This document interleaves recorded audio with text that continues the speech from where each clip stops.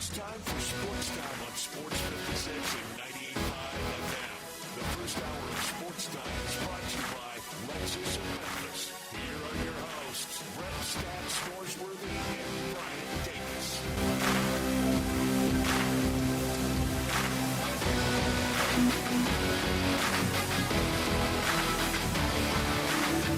Welcome into Sports Time. Bryant and Brett with you on this Thursday afternoon, the fourth and final day of SEC Media Days. Brett is in Dallas at the Omni Hotel for the final day of SEC Media Days, and we'll be talking a lot about the four teams that wrapped it up today over these next 3 hours. We'll also do a little bit of a roundtable later in the show about 5 o'clock, so plenty of things to get to. But, Brett, how's everything in Dallas today, fourth and final day?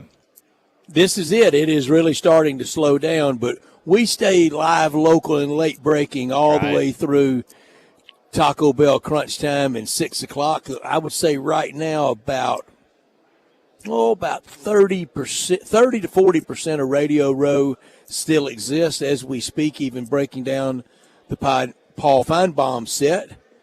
He may have a lot in the can. That may not all be live today. Yeah. He may have a lot in the can with the way they're breaking that down. But we're here until 6, and nobody can top our friends at the Buzz in Little Rock. Now, their afternoon show is 4 to 7, and they stay here through 7. When they're done, literally like the people on the big extension ladders that are taking down all the bunting and all the signs, like it just means more.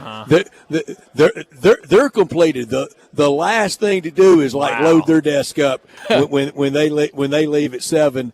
Not quite that extreme at 6, but it's close to it.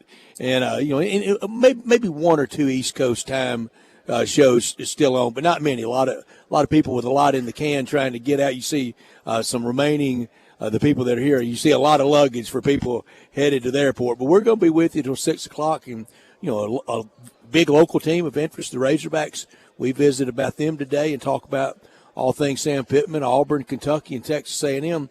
So we'll go strong with it today. And right before we came on there, I told you, Brian, I was very touched, very honored, almost choked up. Rick Baker, the longtime president of the Goodyear Cotton Bowl, and his right-hand man, Charlie Fisk, who's been just a legendary media relations guy with the Cotton Bowl for over 40 years. They came by and asked me if I would join their Hall of Fame voting committee. They do it every 2 years, and a formal invitation to do that. And what an honor for me. I jumped at saying yes, and for me and the good times I've had going to the Cotton Bowl, I think I've been to 3 in person. Well, I know I have. I've been to 3 in person, and it was after those 7 seasons, the 08 season, the 09 season, and 2 with Ole Miss and Houston Nutt's first 2 years. And they said it was really nice. They said nobody knows the history of our game anymore, and we want you to be one of our voters. Dexter McCluster went into their Hall of Fame a few years ago, and he should have. And now I'm really honored by that, and I appreciate it so much to really nice people that have been great to me. And the Cotton Bowl for me growing up, in Arkansas, that was nirvana in the Southwest Conference to get to the Cotton Bowl. Hey ho ho, Arkansas to the Cotton Bowl. Yeah, no, and like you said, we were talking about this. You told me about it before we came on, and really, really cool. I know you're super excited about that honor, and as you should be. And they're absolutely right. There's nobody out there that knows more about the history of the Cotton Bowl and really the history of college football than you. And so definitely a deserved honor, but definitely really cool to hear. Really, really cool to hear. I told him, I said, I just can't wait to get the pocket patch. It's not a jacket, but it's a pocket patch they have for their Hall of Fame voters and friends of the Cotton Bowl. I said, I just can't wait till I get the pocket patch. That's awesome. That would be a lot of fun. But you mentioned it. 4 teams today, the final 4 teams. Texas A&M, Kentucky, Arkansas, and Auburn. We'll talk about all 4 of those teams throughout the day, have great guests for each of those teams. But what did you learn about these teams today from the coaches, from the players, from the people you've talked to?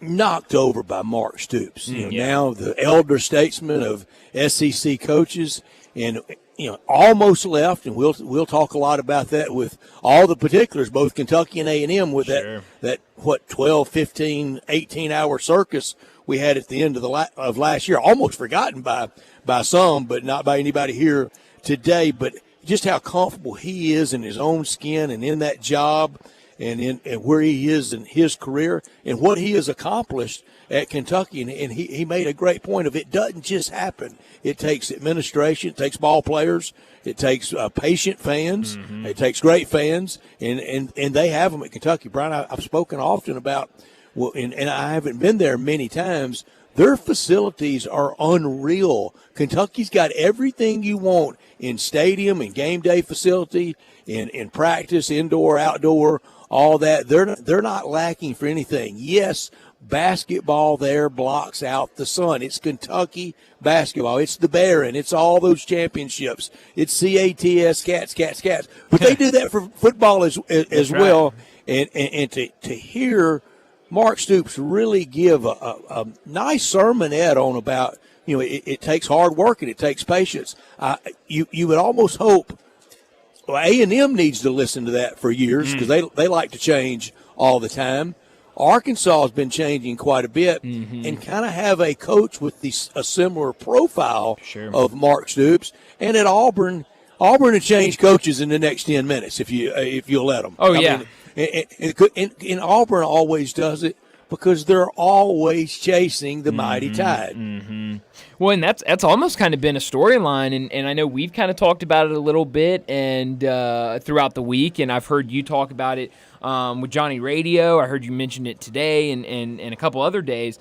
This conference, and it's because of how strong it is, and those teams at the top. You got Georgia, who's every year favored to win a national championship. Before that, it was Alabama every year that it felt like it was their national championship. Now you've got Texas coming in that people feel good about making a run this year, and so you've got a lot of other teams in the SEC that when the success isn't there, everyone feels like the quick and easy pass. Fire everybody. Fire them, and let's get somebody else in here and go. And a lot of times, win the press conference. Exactly. You got to win the press conference, Brett. But a lot of times that's not the answer. And you're seeing at Kentucky the consistency they're getting and to be able to stick with their guy has definitely paid off for them. And it's really kind of hard to believe that he is the longest standing coach in the SEC with their current team.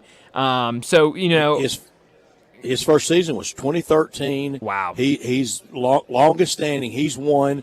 Then Kirby Smart second. Mark Stoops got Kirby Smart by three years. That's crazy. And then third by 1 day.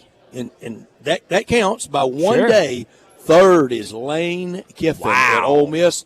Fourth by a day is Sam Pittman. And then fifth, trailing Sam Pittman by a day and Lane Kiffin by 2, Eli Drinkwitz. Wow. Holy cow. And that's incredible. Shane Beamer 6th. Clark Lee 7th. Holy cow. It feels like those guys Clark were Lee hired at Vanderbilt.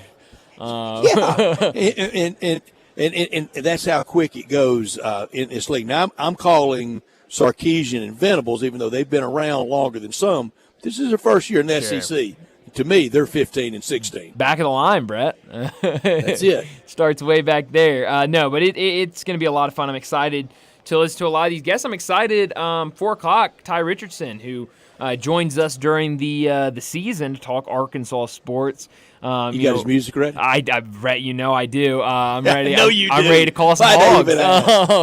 But I'm excited to talk about him because I think if we had to rank, the coaches with, all eyes on him going into the season, Sam Pittman's up there. And whether you want to call it hot seat or whatever you want to call it, there are going to be a lot of eyes on Arkansas and Sam Pittman this year.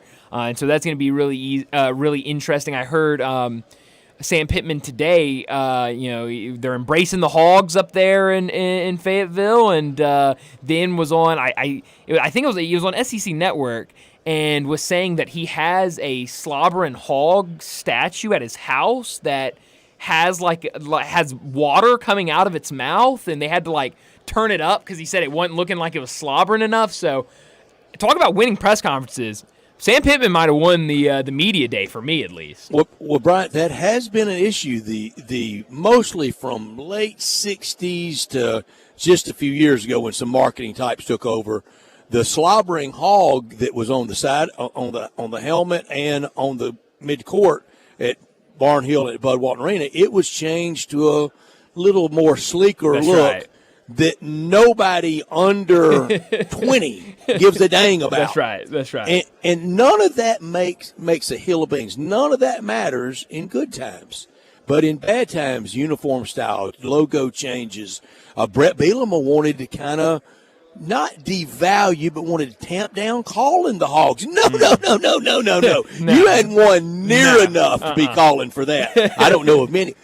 Lou Holtz even got in trouble in the 70s, and he burst on the scene and won big, and he wanted to wear red pants with white tops for road games. And they did in his second year. They go out to Oklahoma State like they do this year and barely escaped. And they were preseason number one. And after the game, a caller to his postgame show, I promise you I was listening, I was not the caller, but a caller to his postgame show called in and said, "Coach, let's burn those pants." He didn't burn them, but he made them practice pants the rest of the year. Never wore them again. Wow, that's incredible. I did not know that, but that is a but Bryant, logo, tradition, reseeding, that's right. That can get you in trouble as an administrator, as a coach, in a hurry if you're not winning sufficiently. No, it absolutely can, and so I mean. It's the little things, Brett, at the end of the day, I guess. It is the little things. And one place that takes care of the little things, they've been with us this week. They'll be with us at the golf tournament, the FedEx St. Jude Championship. They'll be back come November when we talk Tiger basketball every Friday with Jason Munns from the Commercial Appeal. That's Jim's Place Grill. Over 100 years of charcoal grill steaks, over 100 years of celebrations with lasting great memories and family time that you'll always savor. The Terrace family with their touch for our community. Recipes that date back to the beginning in downtown to now in Collierville at the railroad tracks at Poplar and Houston Levee. Online at jimsplacegrill.com. Don't forget the E in grill. Every steak grilled perfectly over an open flame. Come to Jim's Place and taste and see and feel the difference. Lunch hours Monday through Friday, 11 a.m. to 2 p.m. Dinner hours Monday through Saturday, 5 p. to 9:30 p.m. Since 1921, a Memphis staple, a Memphis landmark. Hard work, values, and dedication to their diners. The Terrace family, they've done it. They've created that memorable dining experience. The lunch menu, the staples like the souffle ma, the shrimp cocktail, crab cakes, and those salad dressings, all homemade. At dinner time, the soups, the seafood, the calamari, and the steaks. Fillets, ribeyes, and strips. Great bar area, all at Jim's Place Grill in Collierville. Well, let me set up today's show before we get to an early top and not top story. So many guests today that we're going to try to get out of this segment a little bit earlier so we can talk some more SEC Media Days with our great guests. 3:30, Owen Buchanan from TexAgs.com will join us to talk Texas A&M as the Elko era starts in Texas A&M, and a lot of talk about what they could be this year. 3:45, Nick Roush from KSR will join us to talk the Kentucky Wildcats. 4 o'clock, Ty Richardson from ESPN Arkansas will join us to talk about the Hogs and what this season means for Sam Pittman. 4:30, Scott Tyson from 97.7 in Huntsville will join us to talk Auburn. 4:45, we'll get to big number of the day. 5 o'clock, always probably one of my favorites during SEC Media Days, our SEC Media Days Roundtable with Richard Cross and Rob Fisher. That will be, I'm sure, interesting. I'm sure. Don't be bashful. Jump in. Yeah, you got to. And I always love it. I tell you this all the time, Brett. I love just hearing each of y'all, all three of y'all, have different opinions about everything and different observations from what y'all saw over these 4 days. So I love hearing from all of y'all. I'm going to say among us three on Radio Row at SEC Media Days, approaching 75 to 80 among the three of us collectively. Yeah, I think about 30, 20. Sure. Rob and I, At least that. Yeah, I would say about 80, 75 to 80.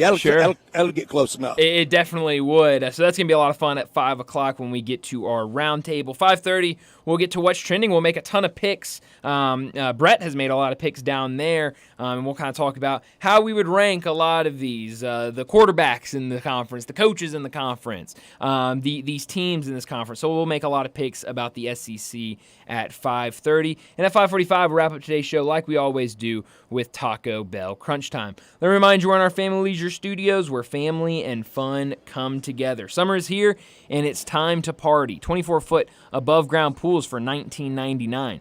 All ladders, filter systems, and robotic cleaners, 20% off. Select in-stock patio furniture up to 50% off. Play gyms up to $1,000 off, and patio umbrellas, 20% off. 4-person hot tubs, only $29.99. And don't forget about the discounted pricing on all in-stock pool toys and floats while supplies last. So head over to Family Leisure, 2120 Whitten Road, just north of I-40. He's Bryant back in Memphis, and I'm Brett on Radio Row in Dallas, and we are Sportstime, and we're with you until 6 o'clock. We're going live right through the closing tape at 6 o'clock, and we want you to be a part of it. On the Sissy's Log Cabin talk and text line at 901-360-8255. All our guests always appear via the Sissy's Log Cabin guest line at 901-360-8255. This hour brought to you every day by the one and only Lexus dealership in town at 2600 Ridgeway and online at lexusofmemphis.com.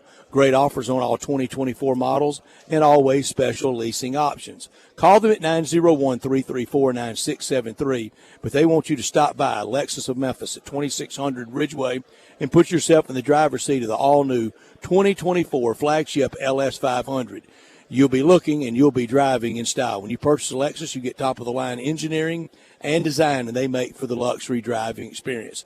Drive in luxury and confidence, knowing that every new Lexus comes with complimentary first and second maintenance services. Online at lexusofmemphis.com. Experience amazing at Lexus of Memphis. Top story of the day. Well, Brett, my top story has to be the Open Championship. This thing got kicked off last night a little bit after midnight our time, and I stayed up for, I think, the first 3 or 4 groups, watched them tee off, and then I called it quits. And then I woke up this morning and I saw all the scores from all the guys that there's still people on the golf course. It's incredible. It really is.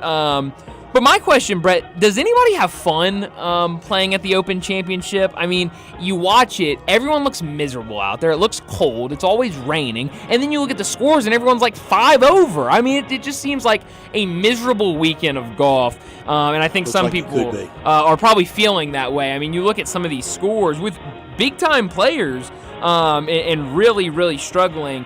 Some of our picks from yesterday not having a great day. I also, I'm filling in for Dave Woloshin in his show, and I made his picks yesterday for golf picks.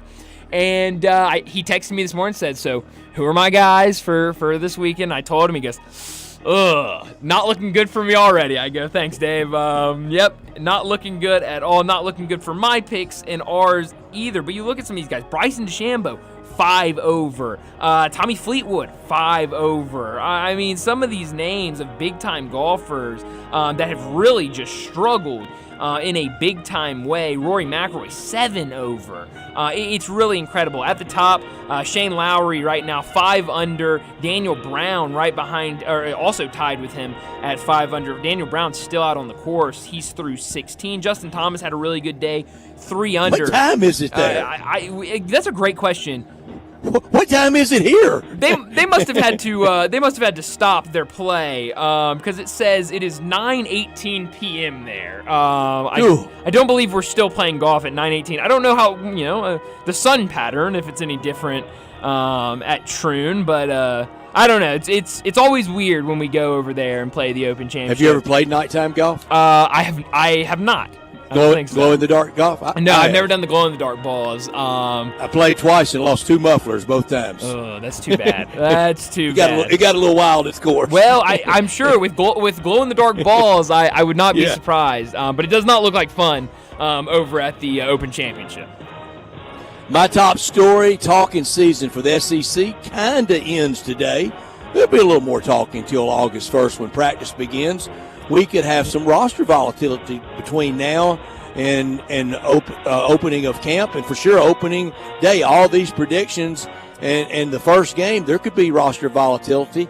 The SEC announces all the voting tomorrow. We'll go over ours at 5:30, and I think it will be Georgia picked to win it, win the SEC this year. But I do believe Ole Miss will get more first-place votes than they've ever gotten at SEC Media Days, even with Eli, even in some other years that had the summertime love.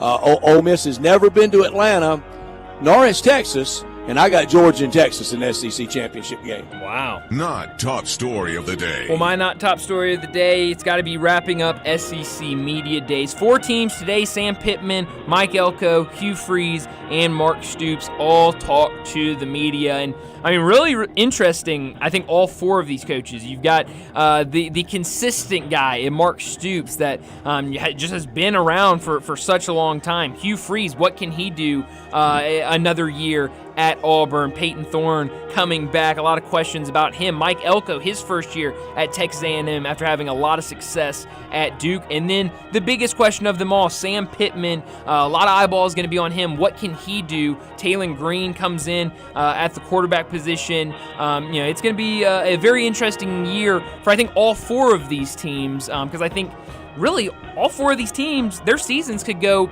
several different ways, and I wouldn't be surprised at all. So it was a lot of fun hearing these coaches this morning. Quick start and imperative for all these teams. Oh, yeah. Really for everybody, but especially for teams that want to kind of stem the tide of all the criticism and the negativity that's around, like, Arkansas's program. My not top story: how many more years for the SEC at 16? I see the sign now 16 strong. There you go. How many more years for that? They went 20 years at 12 teams, 12 years at 14 teams. No way it'll be 12 more before the next expansion. Nah. I'd set the over and under. Yeah, all right, I'm going to set it. I'm going to set the over and under at 6.5 years. Are you going under or over for our SEC expansion in that time? 6.5 years. I will go under.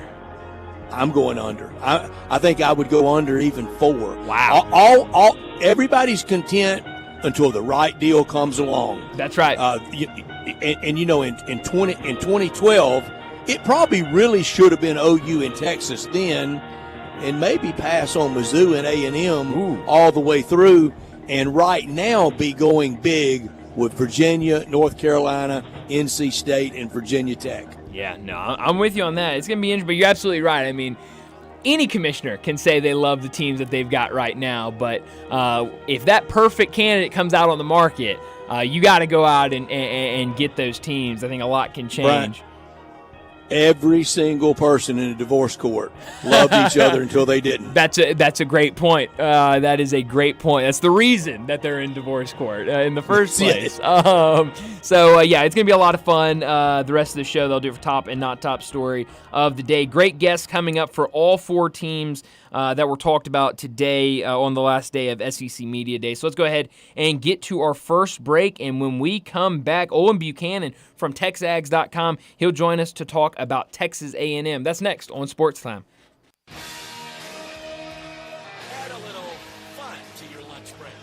Join Johnny Radio for Sports 56 Happy Hour from 11 to 1 every weekday on Sports 56 and 98.5 FM. This Sports 56 traffic report is brought to you by Luttrell Belting. They keep you moving. Guns, guns, and more guns. Over 700 firearms in stock. Home defense guns, old guns, new guns, used guns, big guns, little guns. Every gun you can think of, Classic Arms has them. All brands like Glock, SIG, Colt, Ruger, Smith & Wesson, Browning, Beretta, Benelli, Remington, Winchester, and more. Guaranteed lowest prices in town. Only gun importer in the Mid-South. Free gun inspections and appraisals and free bore sighting for the upcoming deer season. Shop online at ClassicArmsofMemphis.com or visit Classic Arms at 1740 Germantown Parkway behind Quirky's Barbecue in Cordova. Summertime's finally here, and that means it's time to party. Lucky for you, Family Leisure is having a summertime to party sale. Now, what's all included in this party sale? Practically everything. 24-foot above ground pools for as little as $19.99. All ladders, filter systems, and even robotic cleaners are 20% off. Come in and look at all of the in-stock patio furniture Family Leisure has. Plus, Gyms, it's up to 50% off. Lane Gyms for the kids, that's $1,000 off. Patio umbrellas, take 20% off. You can get a 4-person hot tub for just under $3,000. We know you're really going to just use it for yourself. Family Leisure has discounted pricing on all in-stock pool toys and floats while the supplies last, so you better get in quick. Plus, Family Leisure has special financing available. Just ask an associate for all the details. Summertime means party time, and Family Leisure is ready for any party. Family Leisure, Whitten Road at I-40, where family and fun all come together.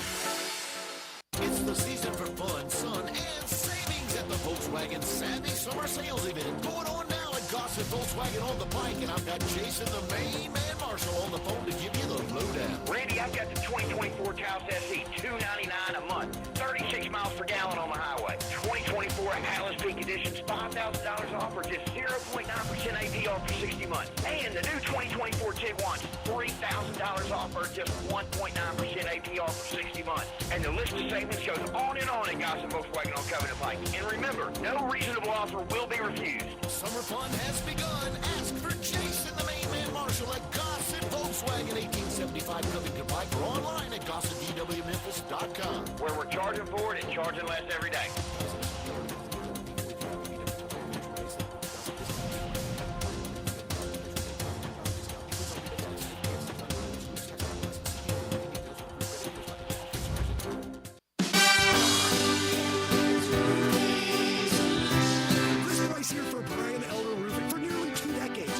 Some of the best roof systems across the Mid-South. To the tens of thousands of clients we've served, we are honored. So many of you call our team at Brian Elder Roofing your roofers. Our team is dedicated to serving you and keeping your family safe, dry, and mold-free. The recent hailstorms have caused massive damage, and many of these will go unnoticed for years, even though the golf ball-sized hail we've just experienced in the Mid-South compromises even the best-built roof system. Whether we find damage or not, your photos are securely stored for future reference. Call Brian Elder Roofing today for a total evaluation of your entire roof system free. We will not try to sell you a roof if all you need is a repair. Call me at 901-867-0303. That's 901-867-0303. Or visit us online at brianellerroofing.com.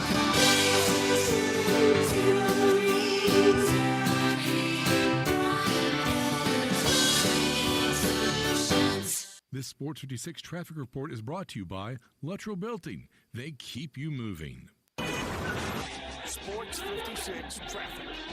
Good afternoon. At times today, it's wanted to get a little bit slow. 55 northbound over here between McLemore and South Parkway. It's moving through there right now in that construction zone. We're keeping an eye on it not only there, but it looks good at the moment. 240 east from Mill Branch all the way out to 385 Bill Morris Parkway. Weimer's Jewelry right here in Memphis. They specialize in bridal ring purchases, and they have since 1984. Shop local, save a lot of money at Weimer's Jewelry on Highway 64. I'm Commander Chuck with your on-time traffic.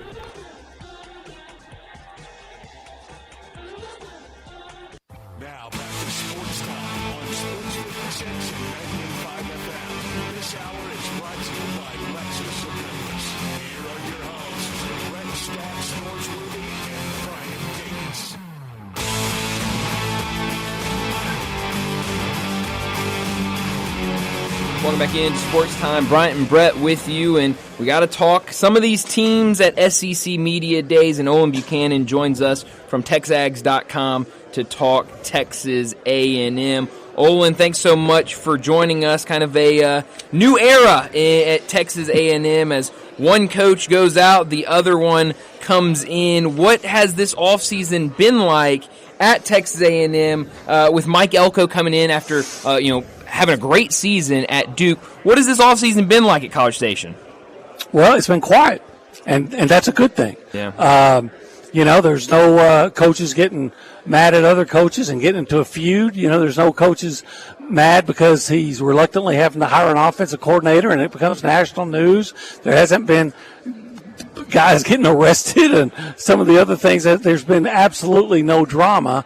And, with football, baseball caused a little bit of drama, but beyond baseball, it's been a quiet off season. And I think it's because you have guys and a coach that's, quote, they all say changing the culture. And I think it's guys that are just, he said, hey, this is a program that's talked enough. We need to do stuff and quit talking and start working. Yeah, and I think that's probably the mission statement for A&M across sports. Schlossnagle got real close. I know how it finished, and then I know how it really finished. Buzz Williams had his team in Memphis, and Brian and I were both at that classic game against Houston. I know you were in town covering, and we visited with each other. But it's football it has to get fixed for the Texas Aggies. Yeah, and the thing is, I think most people would tell you, or most would agree, that the roster has never been the issue. There's talent. There's talent still. Yeah, they lost a couple of guys in the transfer portal that matter, but but then they brought in guys from the transfer portal that were big additions. So the roster was never the problem. There was a problem with organization. There was a problem with accountability. There was just a problem with a scheme and system. It felt like everybody was show me the money. Everybody was Jerry Maguire, from coaching staff to portal players. I don't NIL players. I think there was some of that. I don't think it was as widespread as it was. I think a couple of the guys that were like that have left. Mm-hmm. Yes. One's up in Oregon. One's in Oxford. Yes. But I don't think that was A&M had a ton of guys leaving the transfer portal, and only about 2 or 3 would have actually played next year, or started, So that's what the transfer portal originally was supposed to be. Hey, if you're not going to get that opportunity one place, you get an opportunity to extend your career. But, that's the way, at least in some part, the way college football is going to be now until they come up with some more rules, and maybe they never will. But, again, I think what happened with Jimbo Fisher is, and this is just a personal opinion, is I think once he got the extension, he got lazy and stubborn. I don't have to do anything because I dare you to fire me. And what do you know? Ross Bjork fired him. But if somebody would fire me and pay me $9 million for 8 years, I'd say fire me right now. And then Ross left for Ohio State. Was Ross chased out, or did he go on his own? Well, I think it was a mutual parting. Yeah. I don't know if it's accurate, but I think Ross is getting the blame, if blame is the right word, for going after Mark Stoops and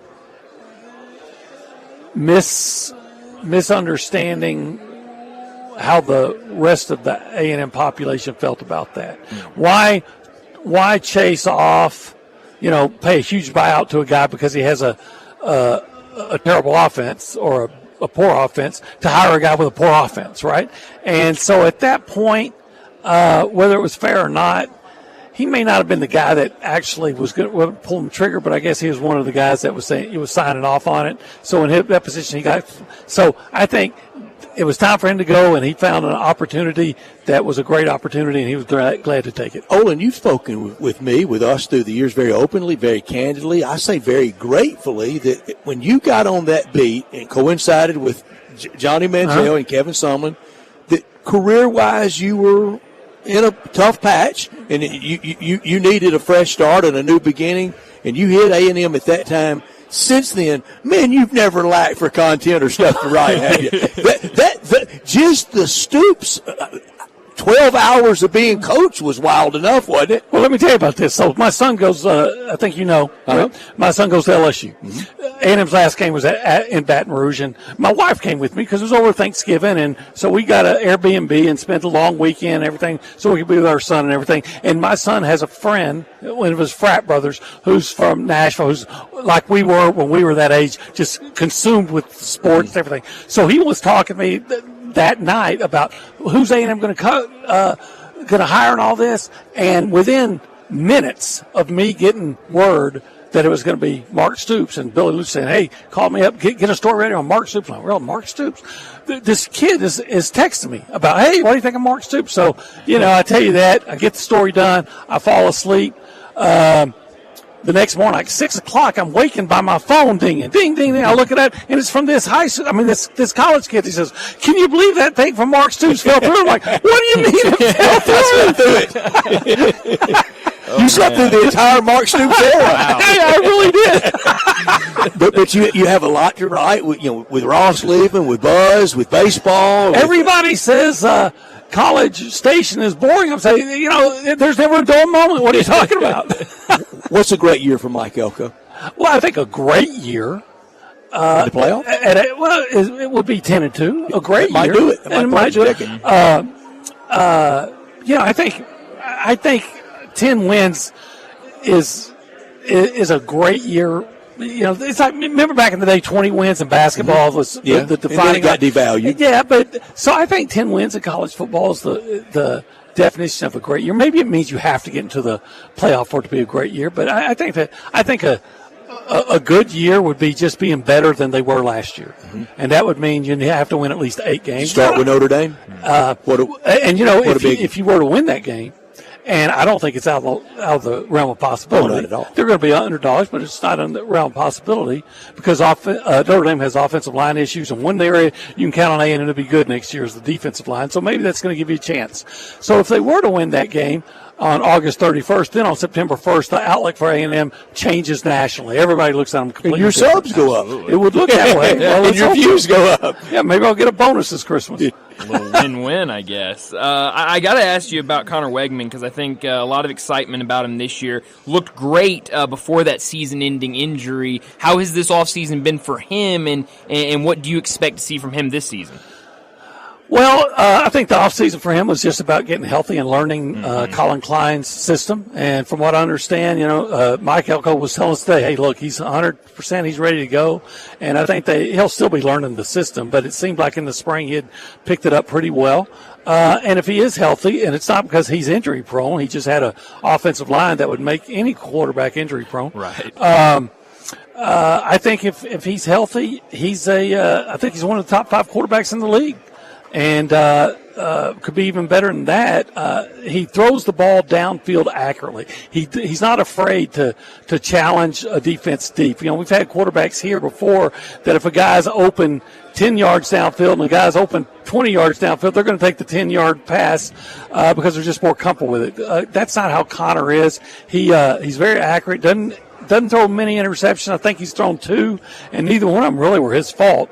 And then he runs. He's not going to make anybody think he's Jackson Dart, but he can run well enough to pick up a first down and keep a drive going. He did that twice when he was or 3 times when he was a true freshman when they upset LSU. So I've said this before. If he's healthy and everything, I think he's A&M's best quarterback since Johnny Manziel. That is a strong statement. Maybe. Maybe for sure. Olin, thank you. I know we'll catch up once during the year. All right, Brett. Thank you very much. Olin Buchanan with TexAgs.com. He's with us at Radio Row at SEC Media Days, and part of our sponsors. That always includes Jason's Deli. They're with us year-round. They're with us for anything big or small, and they'll be with us at the FedEx St. Jude Championship as well. Dine in, to go, or delivery at Jason's Deli. Wholesome food forever. It's a family thing. Healthy, first franchise in the nation to be trans fat free, and it's all about choice at Jason's Deli at whatever location you go to, whether it's Ridgeway Road, across from MUS, Poplar and Highland, over by the U of M, down in Olive Branch, out in Cordova. They have you covered. Plenty of organic food to choose from. I mentioned the choice, regardless if you seek a gluten-free menu, vegetarian sandwiches, healthy kids' meals, or if you'd like to invent your own via the build your own selection, you will be delighted at Jason's Deli. And this time of year, when it's really hot, 2 great things. In every location, the complimentary free ice cream and the best sweet tea in town in every location. Off the menu, the Mesa Chicken Salad, the Chicken Club Salad, the Nutty Mix-Up Salad, and the Taco Salad. Again, all the organic food to choose from, and those great associates, over 200 Memphis employees for this Jason's Deli group, associates to make your every wish come true. For catering, bringing more to the table, it's always a family thing at Jason's Deli. 5 or 5,000, go online to find out more at jasonsdeli.com. Well, we need to get to a break. When we come back, we're talking about Kentucky with Nick Roush. Join the voice of the Tigers, Dave Woloshin, for Wolo and Friends. Weekday mornings from 10 to 11, here on Sports 56 and 98.5 FM. Everyone loves home improvement. South Haven Supply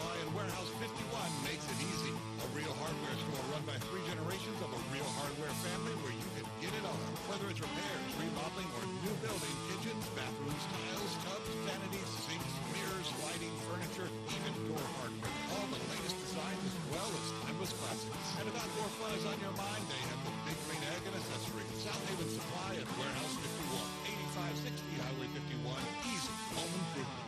I think a lot about golf, and when I think golf, I think Miramichi. Did you know Miramichi Golf Course offers membership? It's a great way to play more golf for less out of pocket. Their memberships run for $300 a month plus tax, and that includes unlimited rounds and range balls, no extra card fees, priority tee time booking, and discounts in the pro shop. Oh, by the way, there's no initiation fee. Miramichi green fees, they'll allow you to choose the right rate at the right time on the right day for your needs. If morning tee times are more important, you can book up to 14 days ahead of time to reserve your spot. If rate is more important to you, there are discounted evening rates available that you can choose from. You'll find the lowest rates on Tuesday through Thursday afternoons. Sometimes you just need to escape the hustle and bustle of life. Miramichi Golf Course provides just the right place to solve that need. The name Miramichi means place of happy retreat. When you need a quiet, peaceful round of golf, please make your way to Miramichi. This is it. Shop the Lowe's Closeout event to get up to 70% off select major appliances for your home. Plus, get up to 60% off select patio furniture and accessories for your outdoor spaces. So hurry into your local store today because these deals are too good to last. Shop them now before they're gone because Lowe's knows savings. Lowe's knows home improvement. Valid through 8/7. While supplies last. Selection varies by location. Visit Frontier Western Store today for new shirts and boots. Frontier is your top Carhartt store in the Mid-South. There's thousands of in-stock shirts and jeans. They have the classic K87 pocket tee in every color they make, including new ones just released. Available small to 4X. Want new jeans? Frontier has you covered with super tough work denim by Carhartt. And you've got to check out their selection of Ariat jeans for men, women, and children. You'll love how easy it is to find the size and style you need. Have you seen Frontier's remodeled world-famous boot showroom? It continues to expand. New styles by Ariat just arrived, plus plenty of in-stock proven classics too. Whether you need work or dress boots, trust that Frontier's the place to come. See thousands of pairs of Ariat boots and thousands more by Dan Post, Corral, Durango, Rocky, Twisted X, and others. And Frontier's pricing is lower than online and chain stores, so you know just the local shop to visit. Frontier Western Store, 5880 Goodman Road in Olive Branch, and on the web at frontierwesternstore.com. Locally owned and operated since 1967.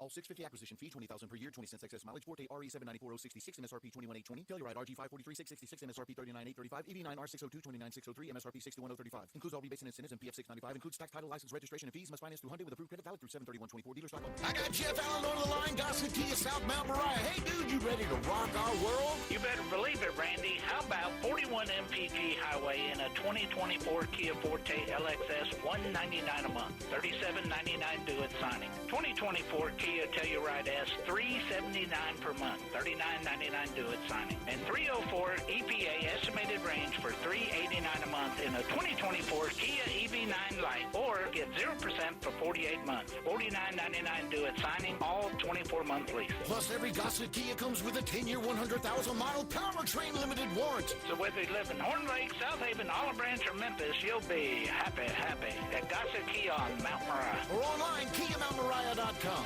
College football season is approaching quickly, and that means it's time for SEC Media Days. Brad Norsworthy is broadcasting live from Dallas, Texas, Monday through Thursday, previewing the upcoming season and bringing you interviews with players, coaches, and SEC insiders. So tune into Sportstime with Brian and Brett, as well as throughout the rest of the day for SEC Media Days coverage on Sports 56 and 98.5 FM. SEC Media Days is brought to you by First National Bank and Trust, Ward's, Jim's Place in Collierville, your North Mississippi John Deere dealer, Wade Incorporated, the Commissary in Germantown and Collierville, Sissy's Log Cabin, Memphis Sports and Tourism Council, Ronnie Grisani's, Jimmy McElroy and Associates, Landers Ford, and Jason's Deli. The SEC Media Days on Sports 56 and 98.5 FM. Now back to Sports Time on Sports 56 and 98.5 FM. This hour is brought to you by Lexus of Memphis. Here are your hosts, Brett Stacks Norsworthy and Brian Gates.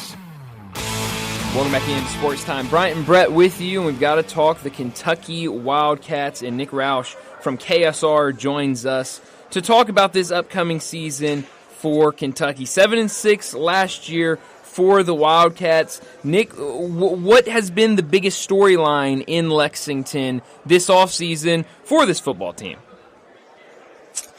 It might be that things have been kind of quiet to this point so far, and a lot of it's because of the other things happening on campus. You've got coaching changes, you've got the College World Series appearance, and so Kentucky's at a point where they kind of backslid, right? Like they expected big things following a 9-3 campaign in 2021.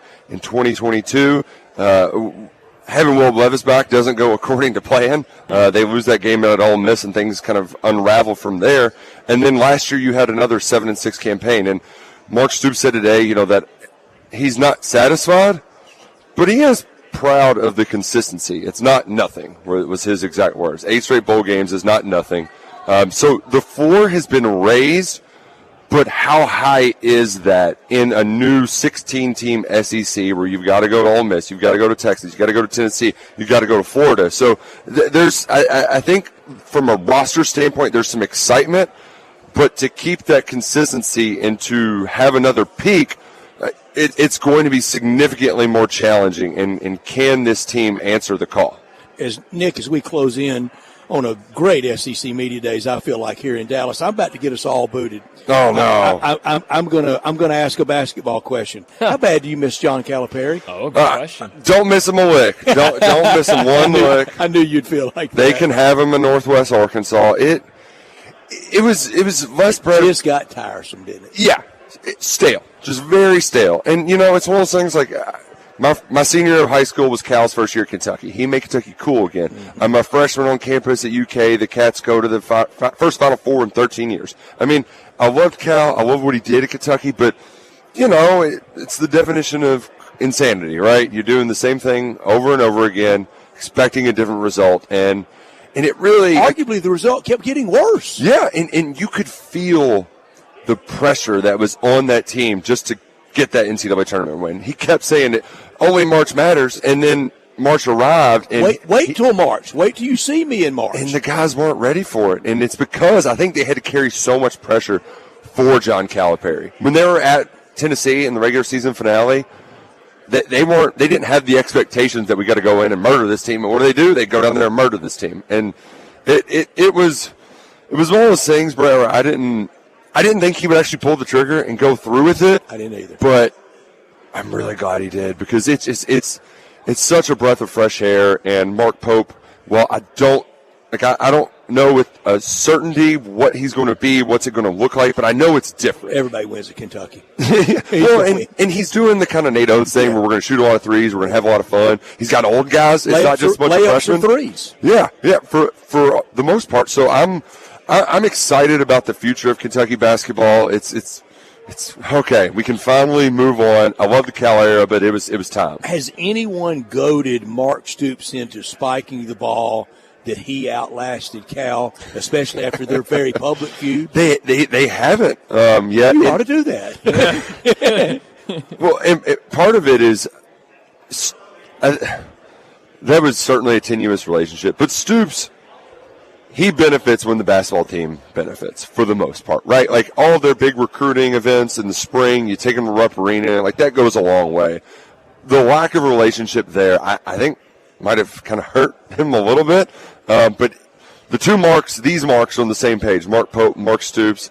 It's so bizarre that we're living in a world where Kentucky has the longest tenured coach in SEC football, and he's even outlasted the Kentucky basketball coach who got there before him.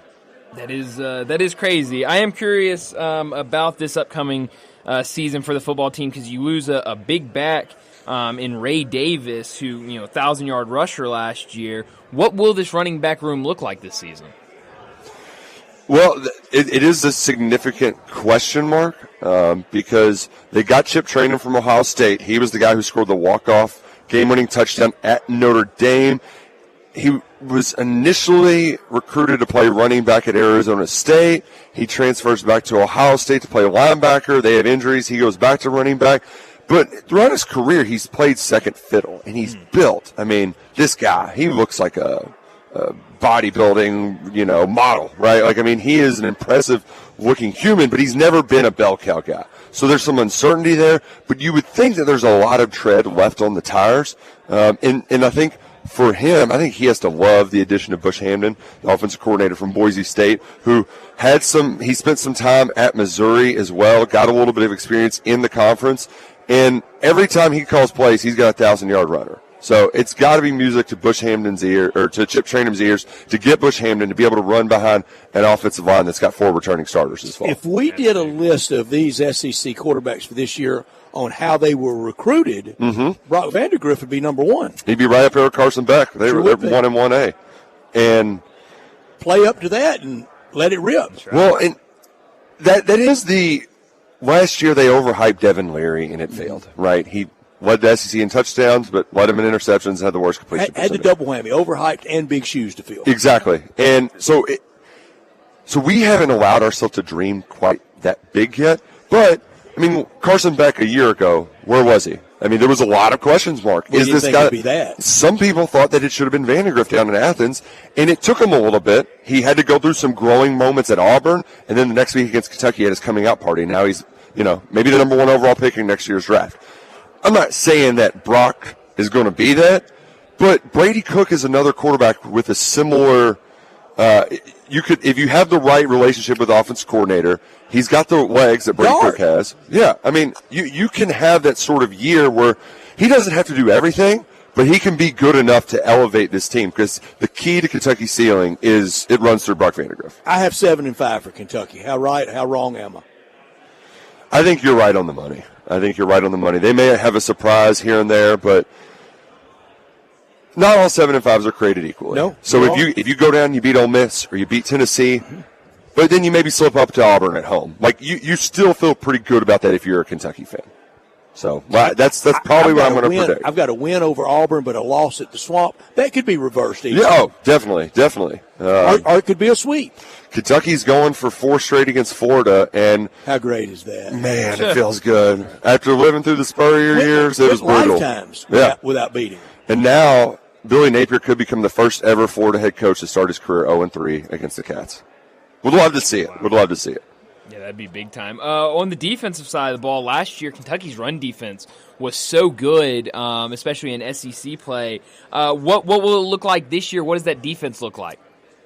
It's going to be one of the best run-stopping units in the Southeastern Conference. If you're trying to run against Deion Walker, De'Aaron Jackson, and Pop James Johnson, you're doing the wrong thing. It's just it's a fool's errand. So the key for Kentucky's success this year defensively, I mean, if the secondary gets it together, right? They brought in DJ Waller from Michigan, former blue chip recruit from Youngstown. If this guy can be the answer at cornerback, you've got some experienced safeties. You brought in another one from Alabama and Christian Story. If the secondary gets right, which Brad White and Mark Stoops have a pretty good track record of doing that, they could be one of the best defenses in the entire SEC. Last thing for Nick Roush from Kentucky Sports Radio. So when basketball season gets here, will it be, well, we got to get to basketball season, or at that point has Mark Stoops kept it plenty interesting? And that will help Mark Pope. I don't think he needs that pressure on him. You're exactly opening right. night. You're exactly right. And I think he will because this defense could very well be the first or second best that we've seen in the Stoops era. That will keep you in games. And there's lots of big games. I mean, going to Texas, that's exciting, right? Like, it doesn't matter if you can play spoiler. Even if you're not in the mix, you can play spoiler. Sure can. So I think Kentucky fans are going to be locked in and excited for this upcoming season. One more, real quick. Did you like Louisville in the opener or at the end? What do you prefer? From a talking head standpoint, I love the trash talk all summer. But the way Kentucky wrecked a little season last year. They thought that was going to be the coronation. I was pulling as hard as you were. They thought that was going to be their coronation. They're going to the ACC title game. Now the last box we got to check is to beat Kentucky. Kentucky put it on them and really soured their season. They didn't win another game. One more thing, the third last thing. I need 2 at midcourt for when Arkansas goes to Rupp next year. You got me covered? I don't know about that. Nick, thank you so much. Thanks, Nick Roush with us. You're welcome. From Kentucky Sports Radio, and we will catch up with him, football and basketball along the way, Bryant. Yeah, no, we absolutely will. And I had to tell myself before we had Nick on, only stick to football questions, or we would be here for an hour and a half just talking basketball with them. I broke it in the Media Days Football Police are on the way. Well, yeah, I mean, hey, maybe we need to get to a break for that. Yeah. If they toss me now, sure, pretty much, most of Media Days down, I guess, at this point. Before we get to a break, let me remind you about one of our great sponsors that's with us this week at SEC Media Days. It's the first name in Memphis Italian food. It's Ronnie Grizzani's in Regalia. Get over there for lunch and try one of their Italian favorites like the cold, crisp Miss Mary salad, the lobster tower, fried green tomatoes, or the crab stack. Monday through Saturday, get over there for lunch. And Ronnie Grizzani's also offers catering. Check out the lunch catering guide at ronniegrizzani's.com. Get the Elfo special, a salad and Italian bread for only $14 per person at Ronnie Grizzani's. They'll bring it to you. Give them a call, 901-850-0191. That's 901-850-0191. Pick up a pan of lasagna at Ronnie Grizzani's at Regalia, or check out the bulk menu at ronniegrizzani's.com. Get your favorites at home like chicken Alfredo, ravioli, Italian spinach, and they offer curbside pickup or delivery to your door, free within 4 miles of Regalia. And don't forget about their bar where you can stay cool with their great cocktail list and get a steak like the 8-ounce gorgonzola and bacon wrapped filet. Try it now and thank me later. Available in High Point Grocery, Super Low on Spotswood and Goodman Road, and Buster's Liquor. Make lunch or dinner easy at Ronnie Grizzani's, a Memphis tradition since 1909. Well, let's wrap up this hour and get to a break, and when we come back, we're calling the Hogs with Ty Richardson.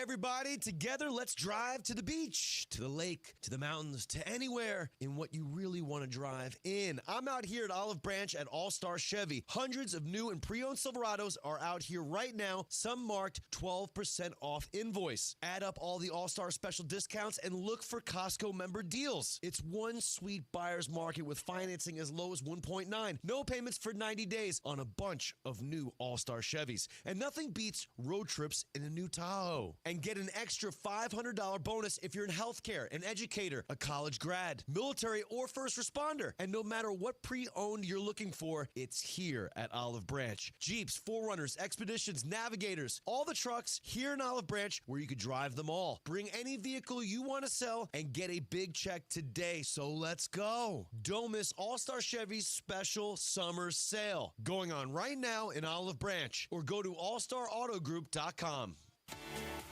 Jason's Deli. When you're dining in or picking up curbside, you can expect wholesome food and no surprises. Just delicious sandwiches, crisp salads, and quick quality meals made with the freshest ingredients and no artificial trans fats, MSG, high fructose corn syrup, or artificial colors and dyes. Around here, a lot of thought goes into what we put into our food and what we take out of it. Because you're not just taking the bite, you're getting a taste of who we are. New items are constantly being created to expand our menu for all tastes and special diets, vegan and gluten-free options available. Convenience and on-time delivery you can count on. It's just a click away at jasonsdeli.com. So whether you need to feed 5 people or 5,000, the team at Jason's Deli, they have the credentials and the commitment to keep you satisfied. Freshness is nearby at Jason's Deli locations at Ridgeway in the Parkplace Center, Poplar Highland, Germantown Road in Cordova, and Goodman Road in Olive Branch. Jason's Deli is wholesome food and no surprises. Is your wife asking you to stop eating junk food? Well, we have you covered at Humdinger's. It's quick and it's healthy, and most important, it tastes amazing. With many choices from salmon salad to rainbow trout and grilled asparagus. Come visit us for lunch at Humdinger's, 6300 Poplar Avenue. So good, Coach Penny eats with us weekly. Don't forget, Humdinger's offers full-service catering for weddings, social events, or your corporate lunches. You can call 901-260-8292 to find out more. All right, when it comes to getting life insurance for your family, a lot of excuses can get in the way. But ask yourself this: if something were to happen to me, who would pay the mortgage, the kids' education, and the other bills? Then forget the excuses and check out Ethos Life, the online, easy way to get life insurance in 10 minutes. Ethos has rates that you can afford, like a $500,000 policy for a 40-year-old male starting at $1 a day or $30 a month, with a few health questions and no medical exam. Get your free quote right now at checkethos.com. That's checkethos.com. Not available in all states. Rates do vary.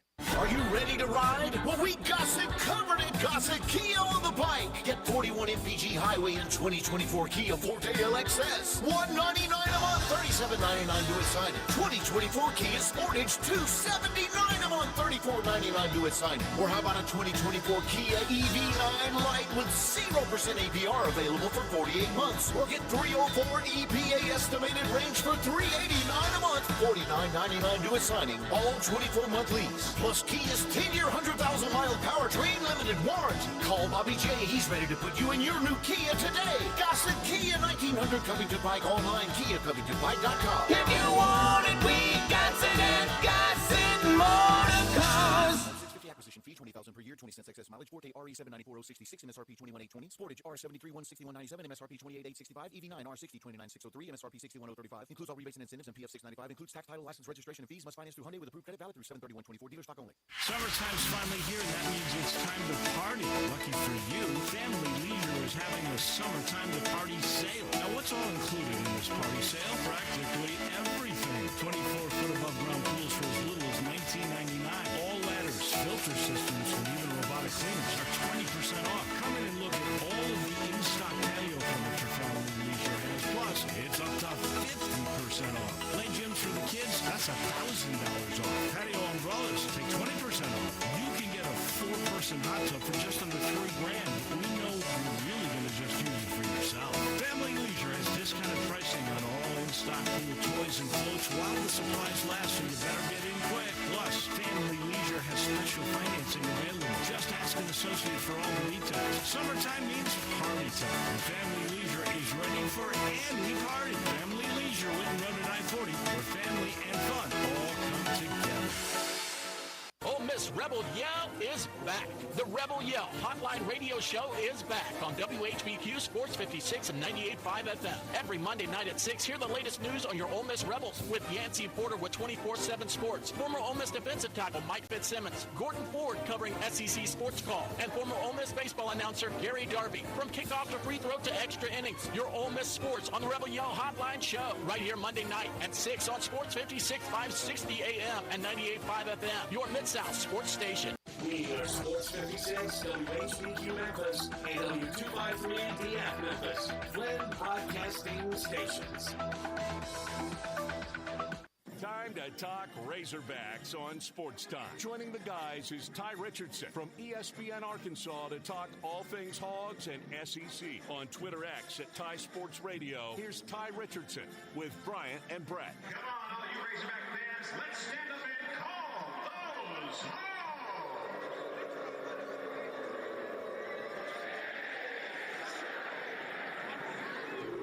I love hearing that open because it makes me think football is here and it's right around the corner. Sam Pittman spoke earlier today at SEC Media Days, and joining us now at the desk in Dallas, Ty Richardson from ESPN Arkansas joins us to talk these Razorbacks. Ty, thanks so much for joining us. We know what happened last year with Arkansas football, 4-8, 1-7 in the SEC. What has this offseason been like around the program, and has kind of these other sports and, let's be honest, disappointing seasons in basketball and baseball, has it kind of maybe fueled that fire more of something needs to get done with football? Oh, Brian, no question. You parlay a 4-8 football season, a lackluster basketball, not even close NCAA tournament season, and another regional exit, not even to make the regional final in baseball. It's not fair to Dave Van Horn, Sam Pittman, and Eric Musselman, but again, you combine that, it's a terrible overall year for Arkansas fans. And yes, I was almost standing up out of my seat. Stats as we were hearing that intro. Because hope springs eternal. Yeah, it does. But because Arkansas fans just want to have hope. And great fans. Yeah, they are. And you haven't had a double-digit win season since 2011. Sam got 9, Brett got 8 in 2015, but I legitimately think that Arkansas fans asking for 8 wins, 7-8 wins this season is not a reach, and unfortunately, they got 4 last year. We'll see what Sam Pittman and company do this year, guys. And Sam Pittman seemed to feel very comfortable today. Football guy. He knows he has to win, though. Oh, it's very out and open. He jokingly addressed in the electronic media room about Hayes. He's now at not just on the list, he's at the top of the list. So I think he knows, and he's having some fun with it. Some guys thrive under pressure. Some guys fail under pressure. And we're going to find out what type of coach Sam Pittman is this year. What's the losses that got him to this hot seat condition? I've said I thought it was how the Mississippi State Auburn game and Mizzou game ended at home, and your fans having to sit there and suffer through that. I'm watching Payne Thorne walk by, and it's like, this guy gave me nightmares. Missouri rocked him too. And then you put up 3 points against Mississippi State. By the way, that field goal was following an Arkansas interception, so the offense didn't do anything that game. It was the weirdest thing because on the road, you beat Florida, you lost by 3 in both Alabama and in Baton Rouge, and you lost by 7 in Oxford. It was the weirdest season ever for a 4-8 football team that had no business competing on the road like they did, and they just got blown out most of the time at home. So I would agree with you, Stats. It was the Mississippi State pathetic offensive effort, and then just getting drilled by Auburn and Missouri. And that was Brian, if you remember, that was the game the girl went viral of thumbs down. That's right. You know, never good when hot girl at Razorback game is giving the thumbs down signal. I would much rather see the young lady in a red sundress or I guess at that point it was a little later on in the season, in a red Razorback sweater that's happy rather than sad in that situation. And there's been more of those picks, unfortunately, guys, than there has been the happy Razorback fan. But it was a hot girl. Yes, it was. And there's plenty, as you know, there's plenty of them that roam the streets of Fayetteville. Ty, when you look at this team coming in this season, I've heard a lot of talk about the new quarterback, Taylon Green from Boise State. We saw a little bit of him last year. Brian saw him in person last year. I sure did. Again, when Except Boise that State was the game in he town. goes. Let me tell you. Please. Brian. Yeah. He goes to a game with people that made him leave early. They did. They sure did. Missed a man, touchdown. Brian. I did, yeah. Oh. They were like, come on, let's just leave. I mean, the game's over. I was like, guys, Boise State's in town. Let's watch the rest of this game. They're like, no, I got Don't places even to be. associate with those people, Yeah, Brian. no, I still hate them for it. But Taylon Green, what have you seen from him throughout spring? I know he looked really good in that spring game. What can he add to this offense? Well, he's a 6'6" guy that reminds a lot of Razorback fans of Matt Jones. Matt and him actually had a conversation today, which was so cool on our airwaves, just to see them two interact because they're similar. I mean, they can throw it a country mile. They've got some speed. Matt's probably a little bit faster, but Taylon was handpicked. I mean, he told us today Bobby Petrino was his first school offer out of high school at Missouri State. That stays with you. The first college coach to offer you a scholarship. Petrino sees him in the portal. Let's go get this guy. Sam Pittman told us today, Coach Petrino came and he said, this is the quarterback I want. Coach said, if this is the guy you want, then this is the guy I want. So hopefully their instinct, and particularly Bobby Petrino's on Taylon, is big for this football team this year. I went back and watched every throw he made last year. Oh, wow. Okay. And he can make every single throw. Post corner, over the middle, in coverage. He's patient in the. He can make every throw. Does he have an offensive line that can protect him? Does he have receivers that can catch it? Does he have a running game that can keep him honest? Yeah. So they brought in Jaquinta Jackson from Utah, who's injury prone, but he's pretty angry about that, and I think that's fueling him. You brought in Carmona Jr., Blackstock, Nichols, and one or two other offensive linemen, which is really going to hopefully solidify that line. And they have the number one pass-catching group returning. Now, they're not the most skilled, they're not the most talented, but at least they have the experience. And Andrew Armstrong's here today. I think he had 700-plus yards last year, stats, and I think he has the ability to get over 1,000 if he connects in this Bobby Petrino offense, which we all know if you run it right, you're going to be scoring 30, 40 points a game. I bet he wishes he had Nile Davis. Oh, my gosh, yeah. Nile Davis, Joe Adams, Jarius Wright, Greg Childs, Chris Gregg, DJ Williams. I mean, that was a fun group to watch back then. Tight ends, had it all. Yeah. In the big room, Coach Pittman mentioned by name from Memphis, from Christian Brothers High School, and I don't know him, but I'm told just a super young man, Patrick Kudus, and he mentioned him in the big room on that he's a solid player. Had trouble at tackle, they moved him inside, and it really helped the team out. Yeah, the deal with Kudus is when he lined up at tackle on the outside, he struggled a little bit, just wasn't comfortable. But as you just said, when they move on the inside, he feels like he can use his strength more. And if that's his more natural position, then great, let's roll with it. Arkansas, again, that was, of all the things you would think about a Sam Pittman football team, a woeful offensive line would not be one of them. And I think he said something to the extent today of like, that's on me. I have to get that fixed. So he took last season personal, and hopefully that will be one of the reasons that Arkansas will have more success, because you know more than I do stats. If you don't have a line of scrimmage in this league, you're toast. No chance. No chance. And it is just one of those things like, you had a chance to talk to an outstanding Alabama running back earlier this week. I'm forgetting his name. I know you know it. But, I mean, if he didn't have a great offensive liner, Gene Stallings, he wasn't scoring all those touchdowns. So it's not just what you have to have in 2024. It's over the course of the league itself. Bryant, should I tell a time I go-to statistic on rushing yards? Please, yes. And it still works. Every year I only promise around 75% in the SEC. If you win the rushing battle, you win about 75% of the time. Don't worry about the passing. And it never is close to the rushing statistic. It's usually about a 60% thing. You cannot win in this league outpassing everybody. You have to run the ball. And I don't care if that rush total is 11-10 or 211-110.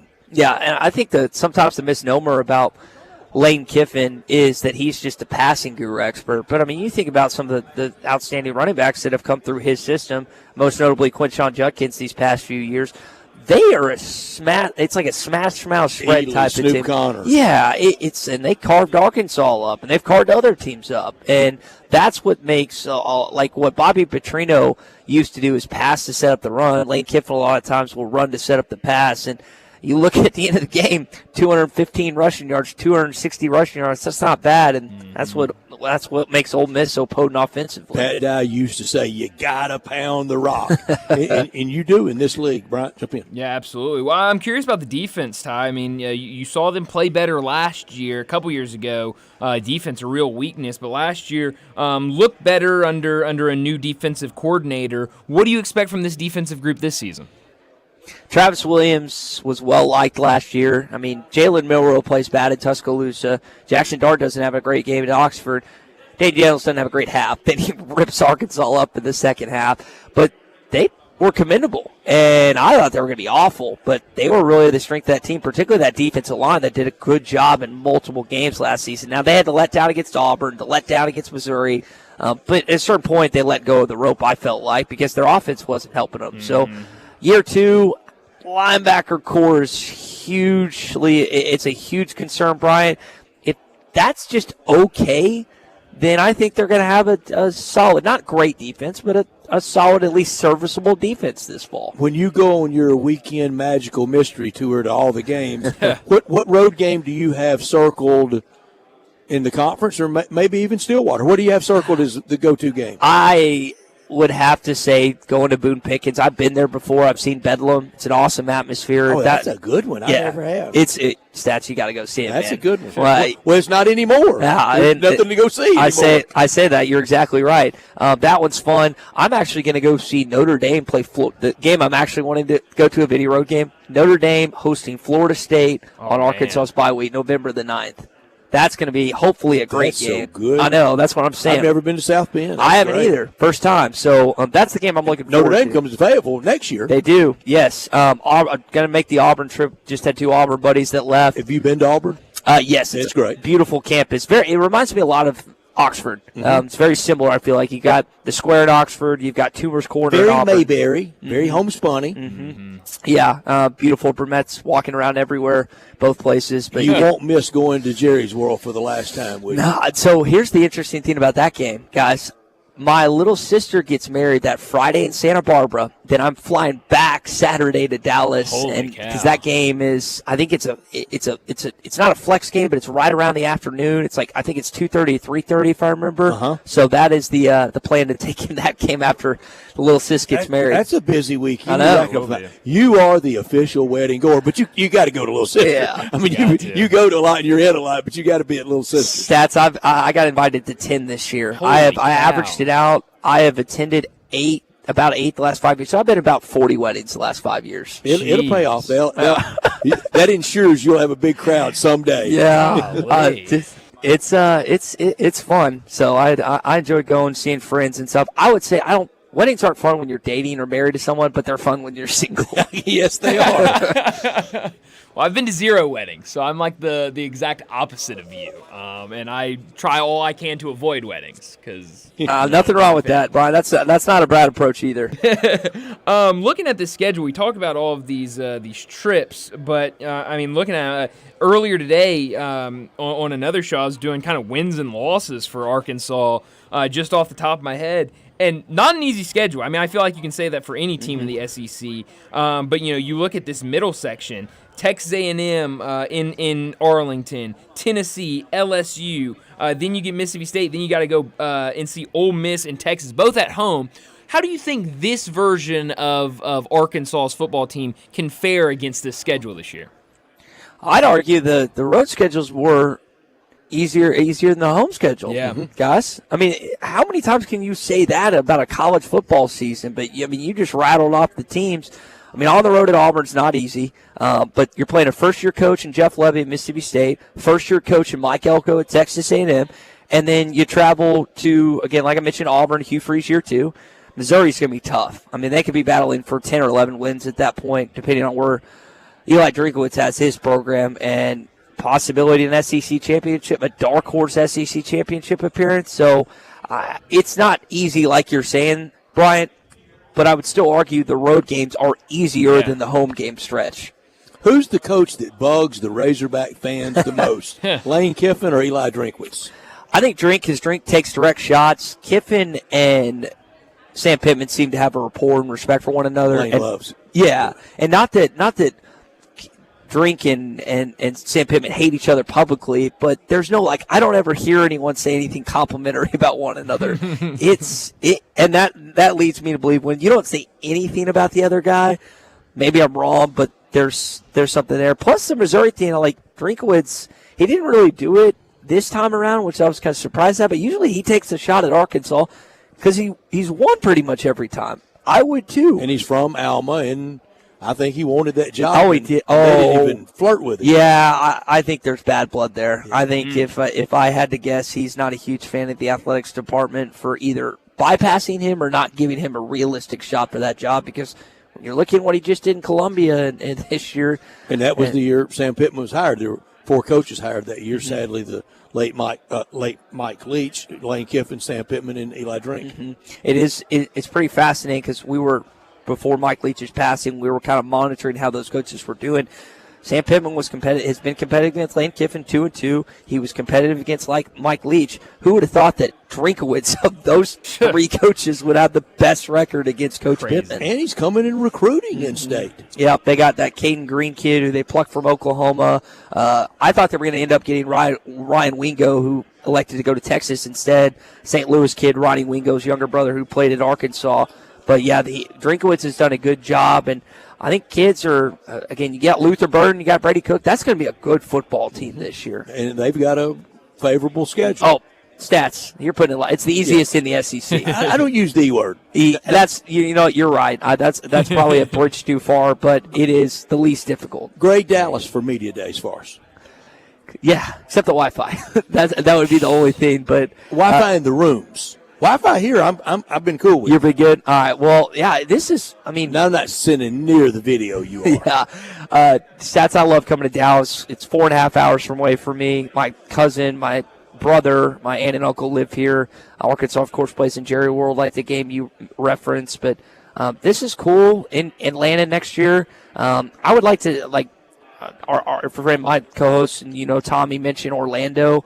I mean, Houston's not too far. I'm curious if there's a 3-city rotation between Nashville, Atlanta, and Dallas, or do they kind of spread it out within the pocket a little bit? I think Houston gets a crack at it at least once. I think they deserve it. You've got a big enough airport. It's a big enough city. And, again, with Texas and Texas A&M in the league, it's a huge pocket of SEC alums. If you can host Super Bowl, Radio Row, this is nothing to it. Yeah, no question. Last time I've been to Houston was in NRG Stadium when the Texas Bowl between Arkansas and Texas, where the Razorbacks just put on a butt whooping against the Longhorns that night, and I think Brett Bielema was best win. It was, yeah, that was, and he had some fun. They followed it up with an 8-5 season, and things just the wheels came off the bus after that. Yeah.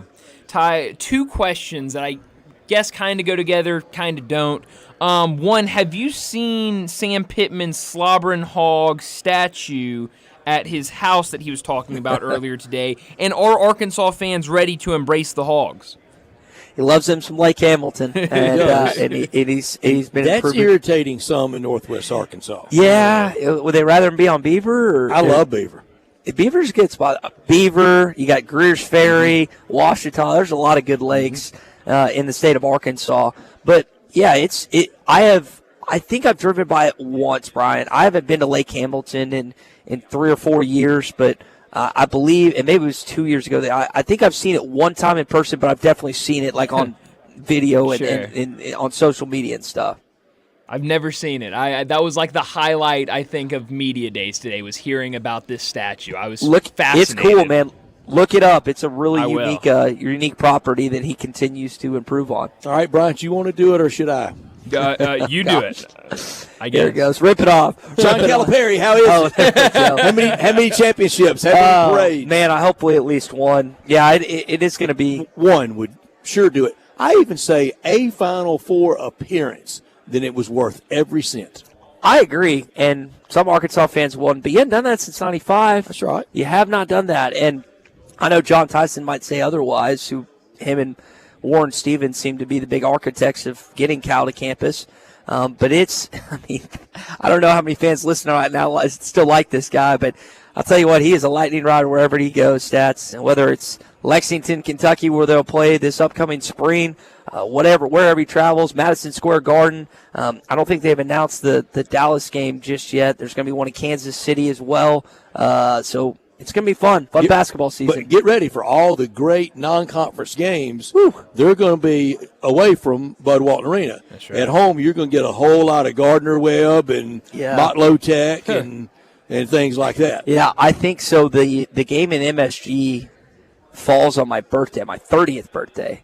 So I think any birthday with a zero's got to be a big party. I know. I feel like that. You take the flight up to LaGuardia or whatever it's called, and you take in a basketball game that night. I think you should, Ty. We can't wait till Fridays with Let's you every go. week. Thank you, man. You got it, Stats. Absolutely. Thanks, Brian. Ty Richardson with us from ESPN Arkansas in Fort Smith, and our Media Days coverage brought to you by Gould's, Jim's Place in Collierville, your North Mississippi John Deere dealer, Wade Incorporated, the commissary in Germantown and Collierville, Sissy's Log Cabin, Memphis Sports and Tourism Council, Ronnie Grisani's, Jimmy McElroy and Associates, Jason's Deli, the official vehicle of SEC Media Days from our friends in Landers Ford in Collierville, and First National Bank and Trust. And that same Friday, we start with Ty. Come football season, we'll have Friday football forecasts brought to you by First National Bank and Trust. With its roots in Eastern Arkansas as a division of First National Bank of Eastern Arkansas, now firmly in West Tennessee. Eastern Arkansas's largest independently owned bank now in West Tennessee, with offices on Ridge Lake Boulevard and in Collierville. First National Bank and Trust, they focus on their clients in the Mid-South for all their banking needs, personal banking, business banking, online banking, and the mobile app.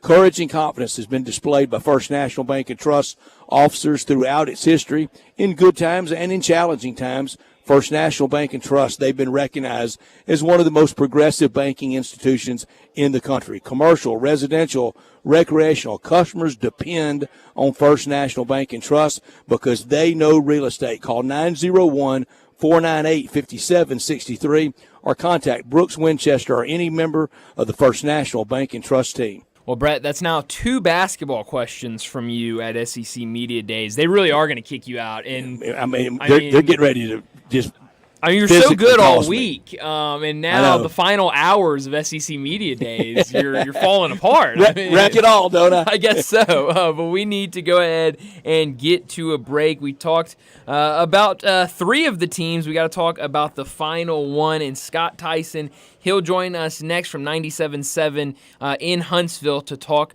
about the Auburn Tigers. We'll do that next on Sports Time.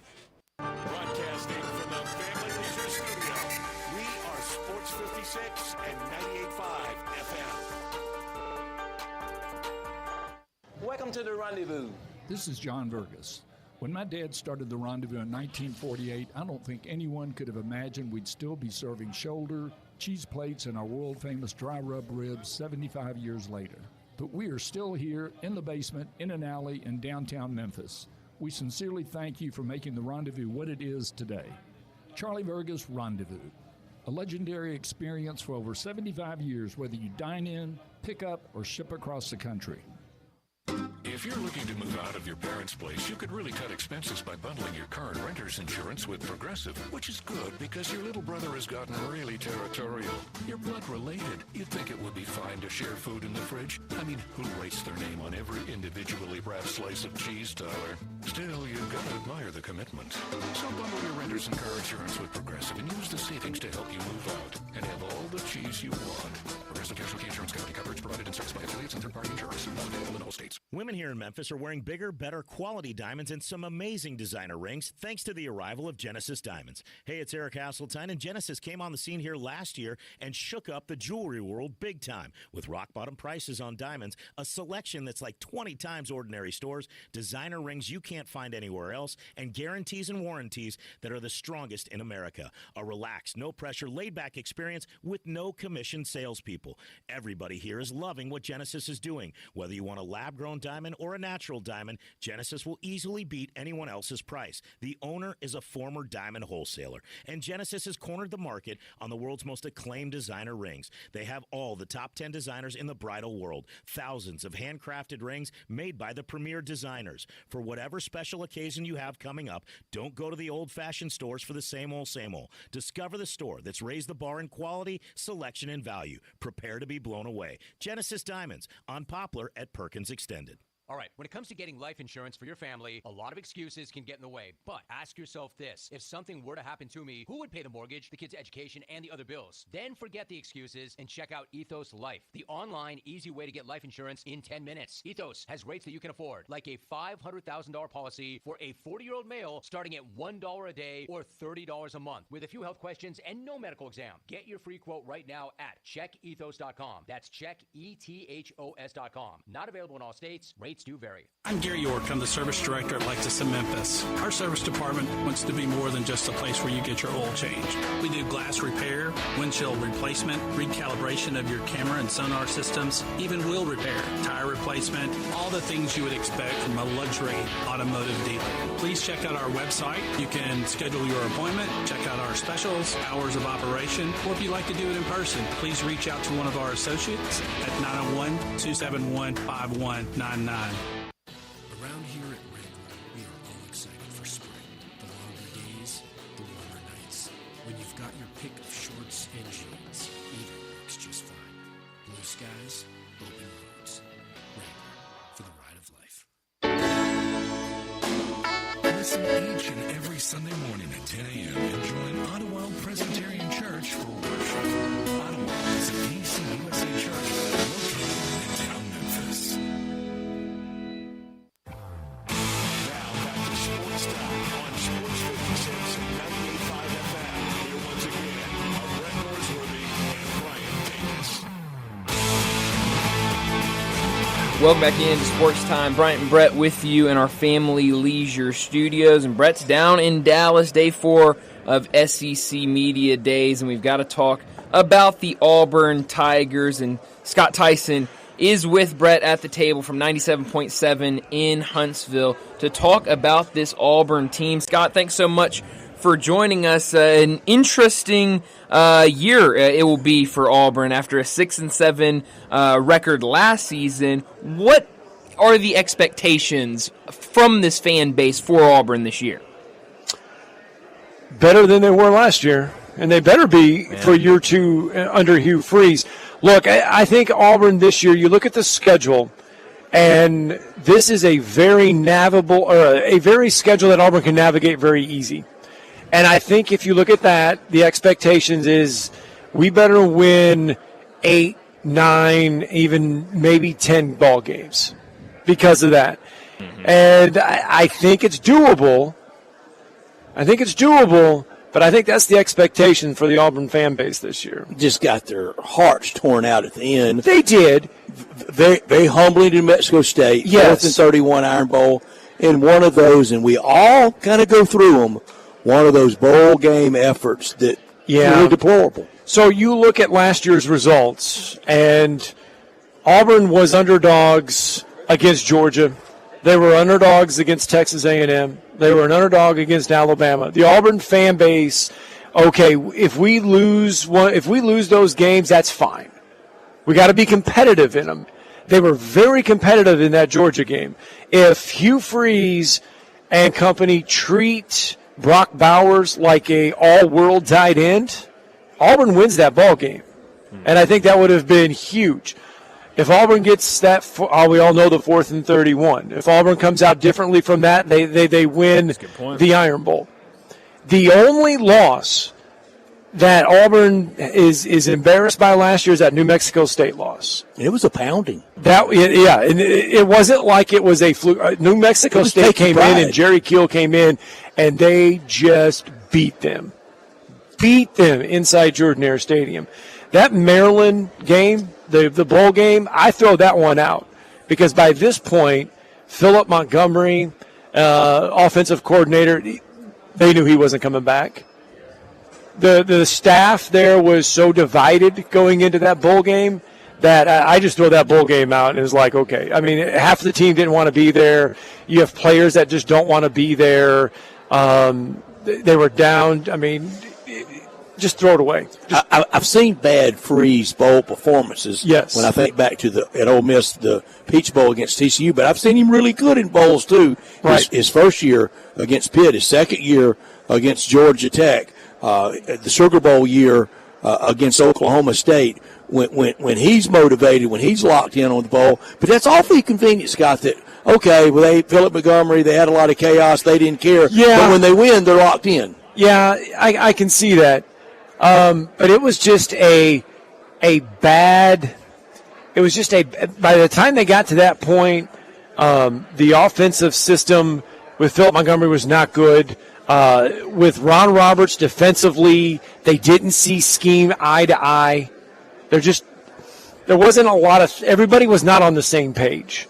And I think there was just frustration. They broomed a lot of people. They did. And I think there was just frustration, and it was like, okay, let's play this game. Let's come out there. And I think, I think for Auburn it was just, let's just play this, two halves. Let's get out of it, and let's try to bring in some new pieces. I mean, that offensive line last year was atrocious. And earlier today, we were in the big room together, and Hugh Freeze may be one of the few people that likes his returning offensive line. He sat there. No, he literally said, I like pieces coming back for this team, and I like things along the offensive line. How? And I'm scratching my head, and I'm thinking, how? They gave up 31 sacks last year. 31 sacks. Peyton Thorne didn't have time to think. He's not close to the finished product that No. Hugh Freeze wants at quarterback at all. No, he's not. And this is the shocking thing to me, was that during the offseason, I think everybody thought, maybe around the Auburn fan base, that Auburn would go out and they would find a transfer portal quarterback.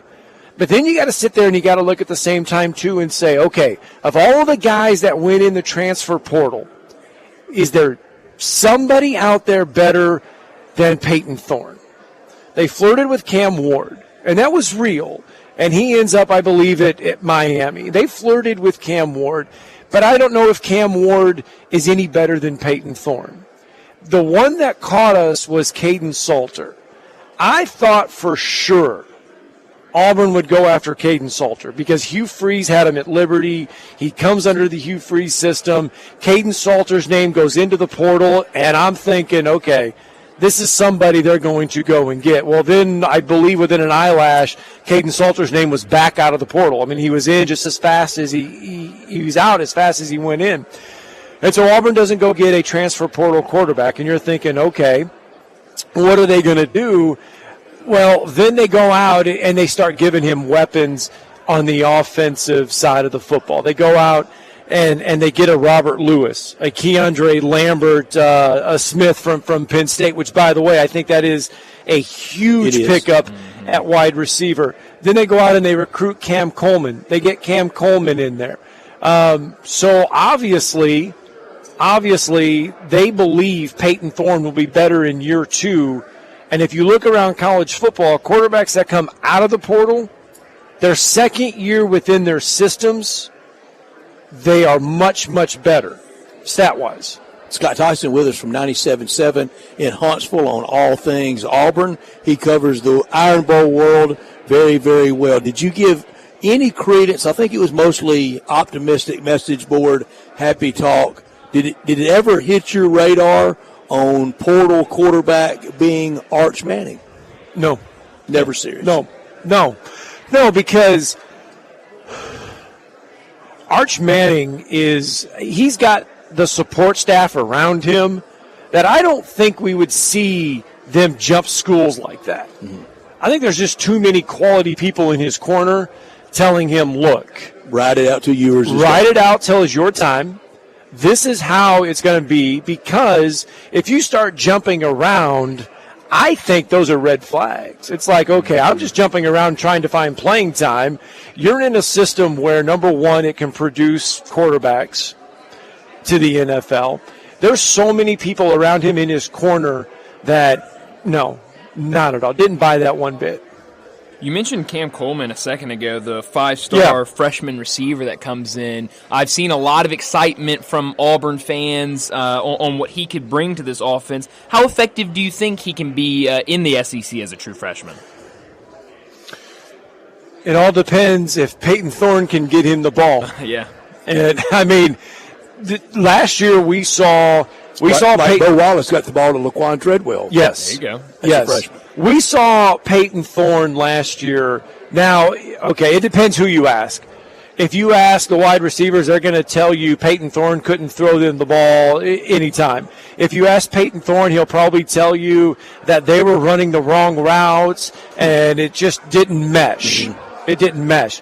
Protection wasn't right. Yeah, protection wasn't right. I was running for my life and all this other stuff. There were a lot of factors in that. I think Cam Coleman can be really, really good. Look, he put on a show in the spring, did Cam Coleman.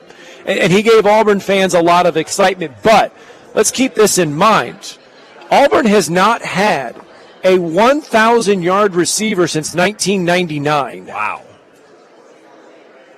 That's stunning. That's incredible. They have not had – Auburn has only had 2 1,000-yard receivers in their school history. Wow. All right, I was already in the floor. Knocked over again. So Rodney Daniels is the last one. Scott, that's the note of the week. That's crazy. You want to know who it's going to blow your mind when I tell you who the second one was. Terry Beasley wasn't? Terry Beasley was. That's the only 2. Wow. Terry Beasley and Rodney Daniels are the only 2. Now, and Pat Sullivan won a Heisman Trophy with I'll say this. They've had guys get really close. Yeah. I believe 2013 they had one that he missed it by 3 yards. Well, this ain't parallel parking. Close doesn't count. Right, close doesn't count. 2 wide receivers in the history of Auburn's football program has had a 1,000-yard receiving. That's crazy. 2. Hugh Freeze has had 3, I think, in the last 5 years. Scott, you wait till almost 4:43 on a Thursday afternoon as the room is getting a little quiet for that nugget. Last day for Scott Tyson. What's a great year for Auburn this year? Okay, so they got 5 home games right out of the gate. 4 of them are very winnable. I believe it's Alabama, A&M, New Mexico, Arkansas is in that mix. Mm-hmm. I think it's another non-conference game. So they got 5 home games right in a row. That last of the 5 is Oklahoma. Boomer. That's the key game right there. Yeah. That's the key one. Because after that, they go to Georgia. So if Auburn can be 5-0 going to Georgia that next week. You got a little house money to play. You got a little house money. You're feeling good. You're feeling confident. And look, you're going to be an underdog on the road at Georgia. So if you come out of that one and you go 5-1, okay, that's fine. That's fine. It gets a little tougher after that because you got still the likes of Alabama and Texas A&M on that horizon. But still, I think if you're Auburn, you go 5-1 after the first 6. There's no reason why you can't win 9 ball games. That is good stuff. Scott, have a great season. I know we'll visit a lot, and I'll hopefully be on with y'all. Always honored to. All right. Thank you so much. Glad to be a part of it. Thanks, you so much. Our coverage from SEC Media Days and our all-star list of sponsors includes the commissary. 2 great locations, the Collierville Commissary at Houston, Levy, and Poplar, are the original in Germantown, where it all began for Walker Taylor and his dream and his staff, what they've accomplished from the early 80s to now, and it's perfect for a big group out at Houston, Levy, and Poplar to watch all these games and enjoy the good times that we're going to have with all the seasons that we enjoy in Memphis, whatever season, football, basketball, golf time of year, any season we enjoy it. Baseball, Memphis-style barbecue and ribs done the slow-cooked Memphis way. If you're craving an easier way to order, text commissary to 33733. Start with the appetizer like the barbecue nachos, invented, created in those early 80s, in the beginning days in Germantown, and now a staple of sports. Dig into the ribs or the shoulder, chopped or pulled, on a plate, on a sandwich, all the sides like the beans, slaw, deviled eggs, bread, and you can order it by the pound. 6-pack, 8-pack, 12-pack. Save room for dessert like the banana pudding or the lemon icebox pie, and at holiday time, those pecan pies. 901-754-5540. Online at commissarybbq.com. That's a great way to order. In Collierville and Germantown, with the party areas, orders to go, catering, tailgating, it's always time for a commissary barbecue at Houston, Levy, and Poplar, or the original in Germantown. Well, Scott gave us probably the best nugget of SEC Media Days with the history of Auburn and their receivers, and it's good timing because I'll just mark that as his big number of the day. That might have been the big number of the week, but let's go ahead and get to a break and see if one of us can top that big number, because when we come back, we'll get to big number of the day.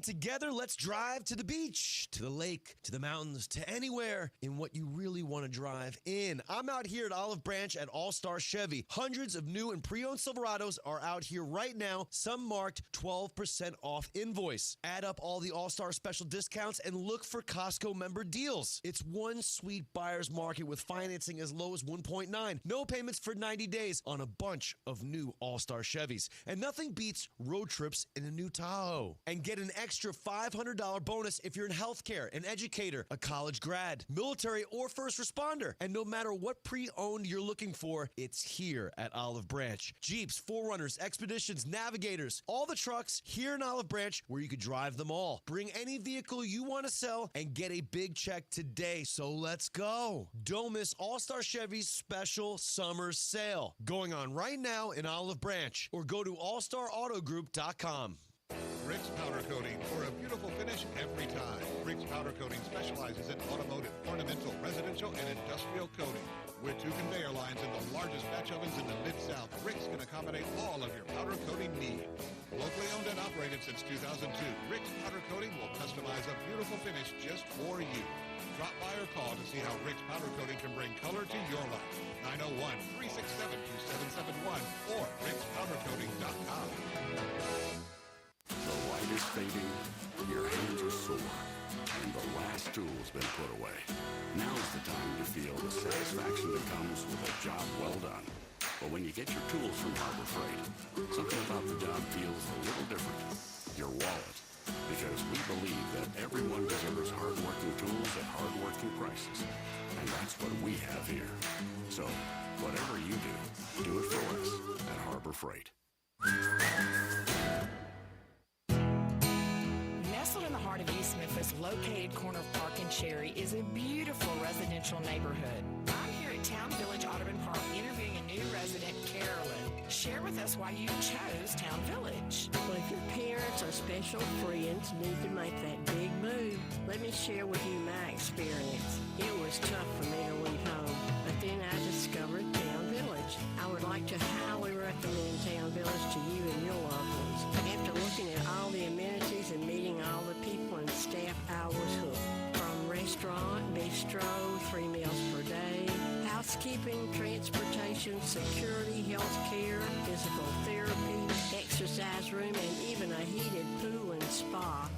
see us and make your new home at Town Village.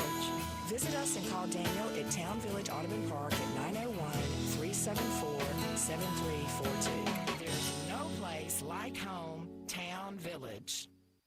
It's the Gossett Mitsubishi Motors Summer Sales Event, and you won't find a better bang for your buck. So get to Gossett Mitsubishi on the Pike and get 43 MPG Highway and 2024 Mitsubishi Mirage, $17,980 or $299 a month. 2024 Mitsubishi Outlander Sport, $26,530 or $379 a month. 2024 Mitsubishi Outlander Sport, we Gossett, $26,530 or $379 a month. And get vacation ready in 2024 Mitsubishi Outlander, $29,900 or $399 a month. Plus peace of mind with Mitsubishi's 10-year, 100,000-mile powertrain limited warranty. Gossett Mitsubishi, 1870 Covington Pike and 24/7 at MemphisMitsubishi.com. If you want it, we got it at Gossett Motor Cars. 84 month, 500 military rebate, 500 loyalty, and 500 trade-in assist. Mirage, RHO 10843, MSRP 18480. Sport, RU1 11873, MSRP 28030. Outlander, RCO 63695, MSRP 314. Includes all rebates and incentives. PF 695. Excludes tax, title, and license. See dealer for complete details. Offer valid through end of the month with approved credit. Dealer stock only. Around here at Wrangler, we are all excited for spring. The longer days, the warmer nights. When you've got your pick of shorts and jeans, either works just fine.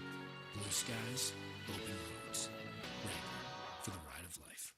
I'm with John Burgos from the world-famous Rendezvous in the Alley since 1948. Brett, we have catered parties all over this country and all over the world, from Singapore, Australia to Central Park in New York. But many people don't realize how much we do locally. For holiday events, office parties, tailgating, birthday parties, you can't do better than the Rendezvous. For example, you can get a cheese and sausage tray for 15 to 300 people for $3.75 per person. You can even build your own nacho bar for $10.50 per person. All you need is a minimum of 15 people. In many cases, we can arrange delivery and full-service catering. We've even made it easy to get to-go items. You can just park at our front door in the alley, put on your flashes, and we'll get you going ASAP. For all your catering items and prices, go to hogsfly.com, click on menu, and drop down to catering. Thank you, John. The Rendezvous, Mr. Charlie Burgos' Rendezvous in the Alley since 1948 and celebrating its 75th year. Now back to Sportstime on Sports 56 and 98.5 FM. Here once again are Brett Norsworthy and Brian Davis. Wade Incorporated, your North Mississippi John Deere dealer for over 100 years. Farm technology continues to evolve, and John Deere and Wade Incorporated at the forefront. 14 locations and one close to you in our area at Hernando and Batesville and Tunica. If it's not green, you're doing it all wrong, from yard work to weekend getaways to big farms. For anything outside, it's the green zone. For mowers, zero-turn mowers, commercial mowers, Gator utility vehicles, the crossover utility vehicle, 3-person deluxe cab with heat and air and easy shifting. If you can drive a golf cart, you can drive any of these things I'm talking about, I promise you. Compact construction equipment. Schedule a demo today. Buy online and learn more about financing at WadeIncorporated.com. Over 100 years, Wade Incorporated, servicing the Mid-South. Get in the green zone with John Deere and Wade Incorporated. Reuniting great people, premier products, and innovative solutions. Bryant, let's get our big number of the day.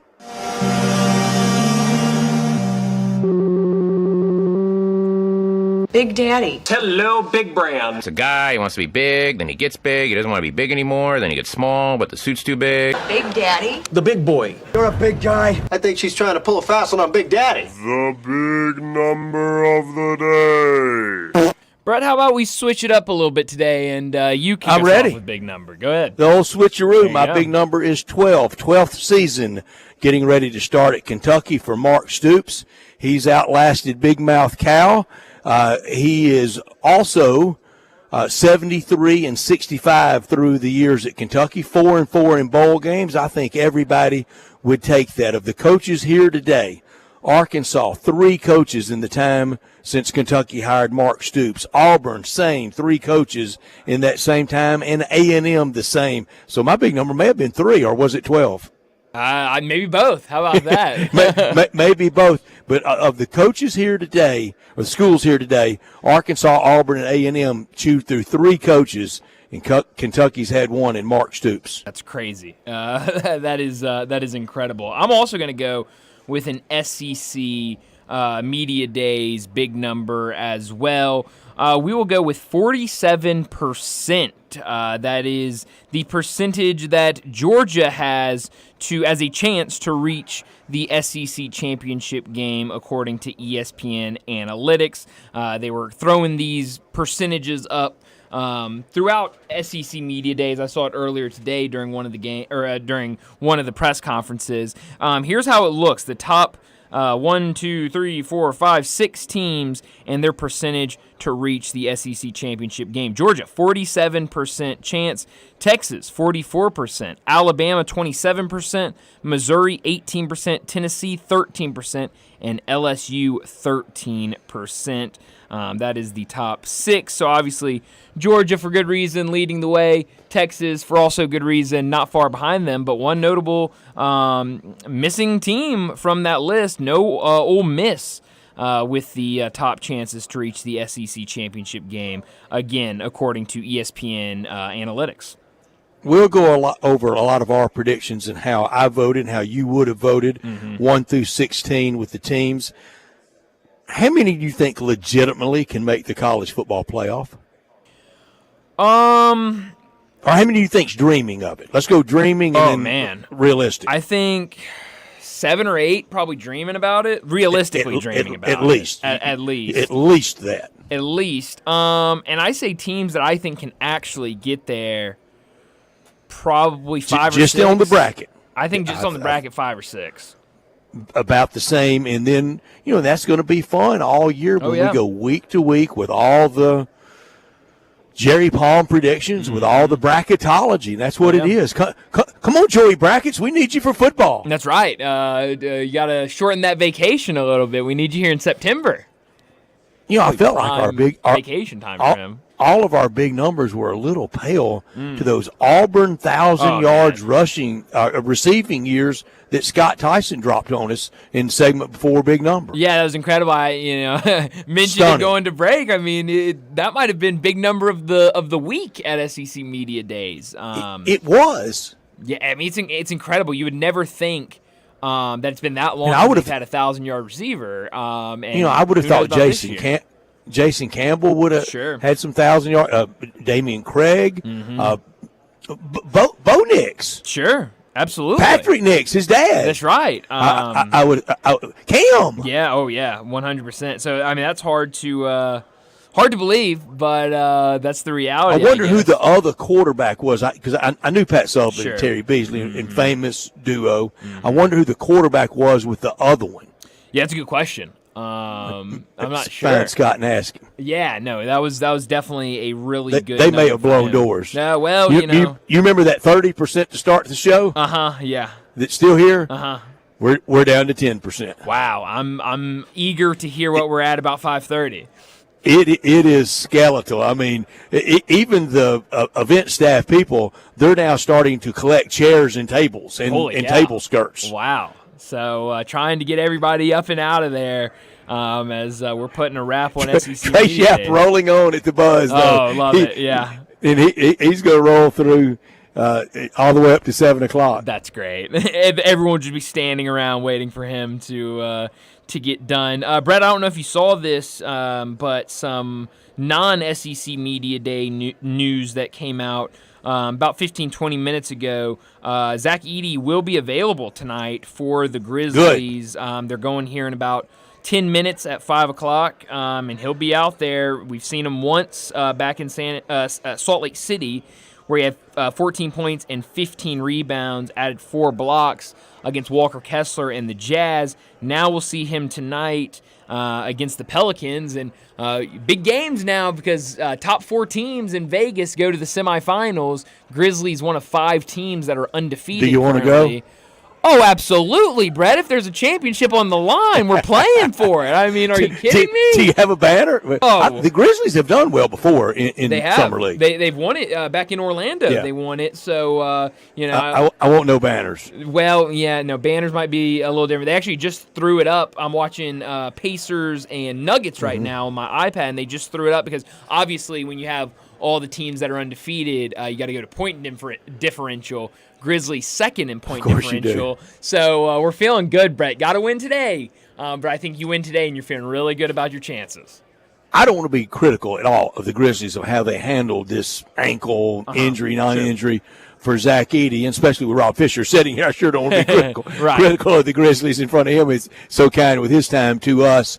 But they almost created panic in fandom when I don't think there was much injury there. Well, and I don't even know if it was them creating the panic or if it was more of the fan base creating their own panic because of what has been there. Well, we panic easily. We do panic easily, and good reason. I mean, with what happened last year. A lot of good reason, Brian. Sure. We've been burned by the head fakes. Absolutely. And so I understand, some of the concern and some of the different things, but I didn't have a problem with them sitting him and not playing him. And I was kind of in the boat of, hey, if he plays, I would love to see him play another game in Summer League. If he doesn't play, that's completely fine. And I think even more, seeing that injury and seeing kind of how it happened maybe helped me a little bit. But like I said, they'll get started here in about 5 minutes or so against the New Orleans Pelicans, and it'll be a lot of fun watching Zach Edey. His first game in Vegas, second game of the Summer League after playing in the first one back in Salt Lake City. But we need to go ahead and get to a break, wrap up our 4 o'clock hour, and when we come back, roundtable time. It's not a better way to really put a bow on SEC Media Days than a little roundtable with Rob Fisher and Richard Cross. They're at the table. They'll join us next on Sports Time.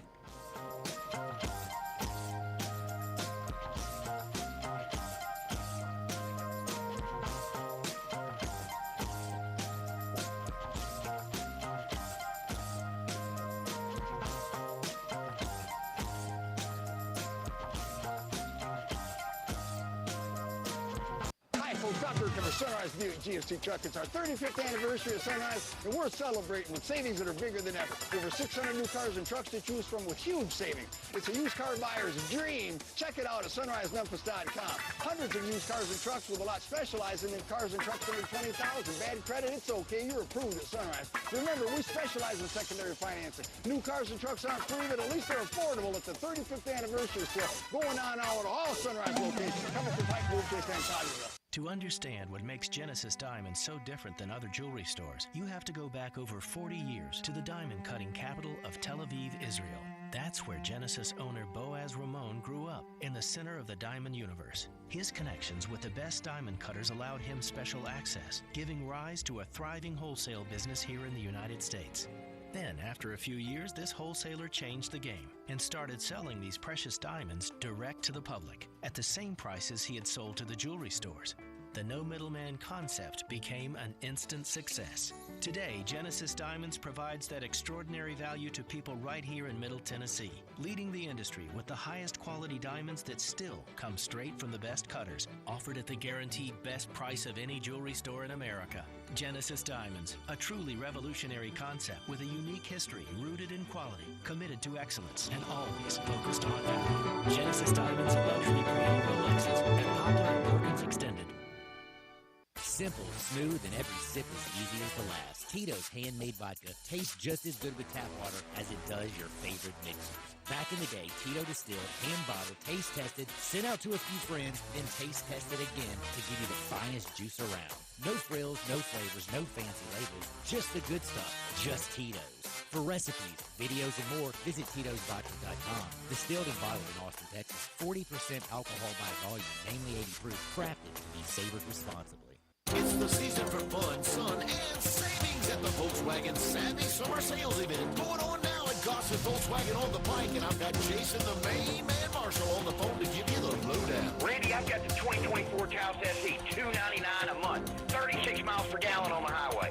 2024 Atlas Peak Editions, $5,000 off or just 0.9% APR for 60 months. And the new 2024 Tiguan's, $3,000 off or just 1.9% APR for 60 months. And the list of savings goes on and on at Gossett Volkswagen on Covenant Pike. And remember, no reasonable offer will be refused. Summer fun has begun. Ask for Jason, the main man Marshall, at Gossett Volkswagen, 1875 Covington Pike, or online at GossettVWMemphis.com. Where we're charging for it and charging less every day.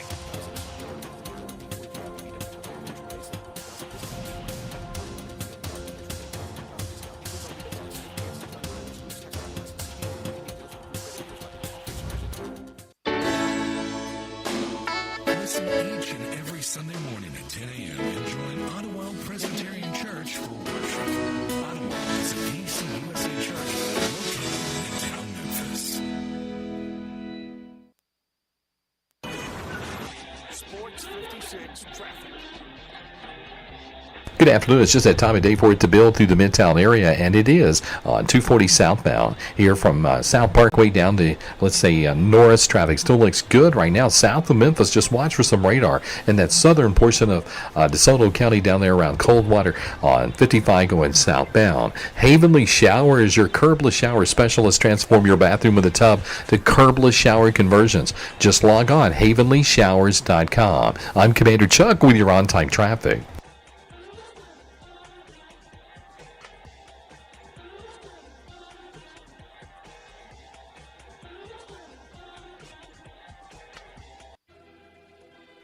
We are Sports 56, WHBQ Memphis, and W253DF Memphis.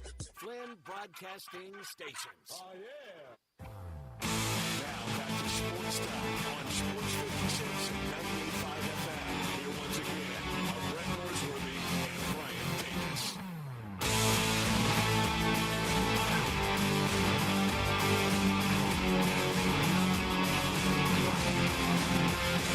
Welcome back into Sports Time. Bryant and Brett with you in our Family Leisure Studios. And it's been a fun week down in Dallas at SEC Media Days as we wrap it up this evening. And we're going to do a little bit of a roundtable. Rob Fisher and Richard Cross both at the table with Brett to talk about the week at SEC Media Days. Fellas, how has this week been in Dallas for all y'all? A tradition unlike any other. Richard, you go first. This is now an annual thing, right? It really is. Last year was inaugural. Now it's annual. That's so good to be with you. It's been a fun week. I love this week, though. I know not everybody does. I do love this week. I'm ready for college football. As excited about a college football season as I have been that I can ever remember, and I think it primarily is because of the 12-team playoff.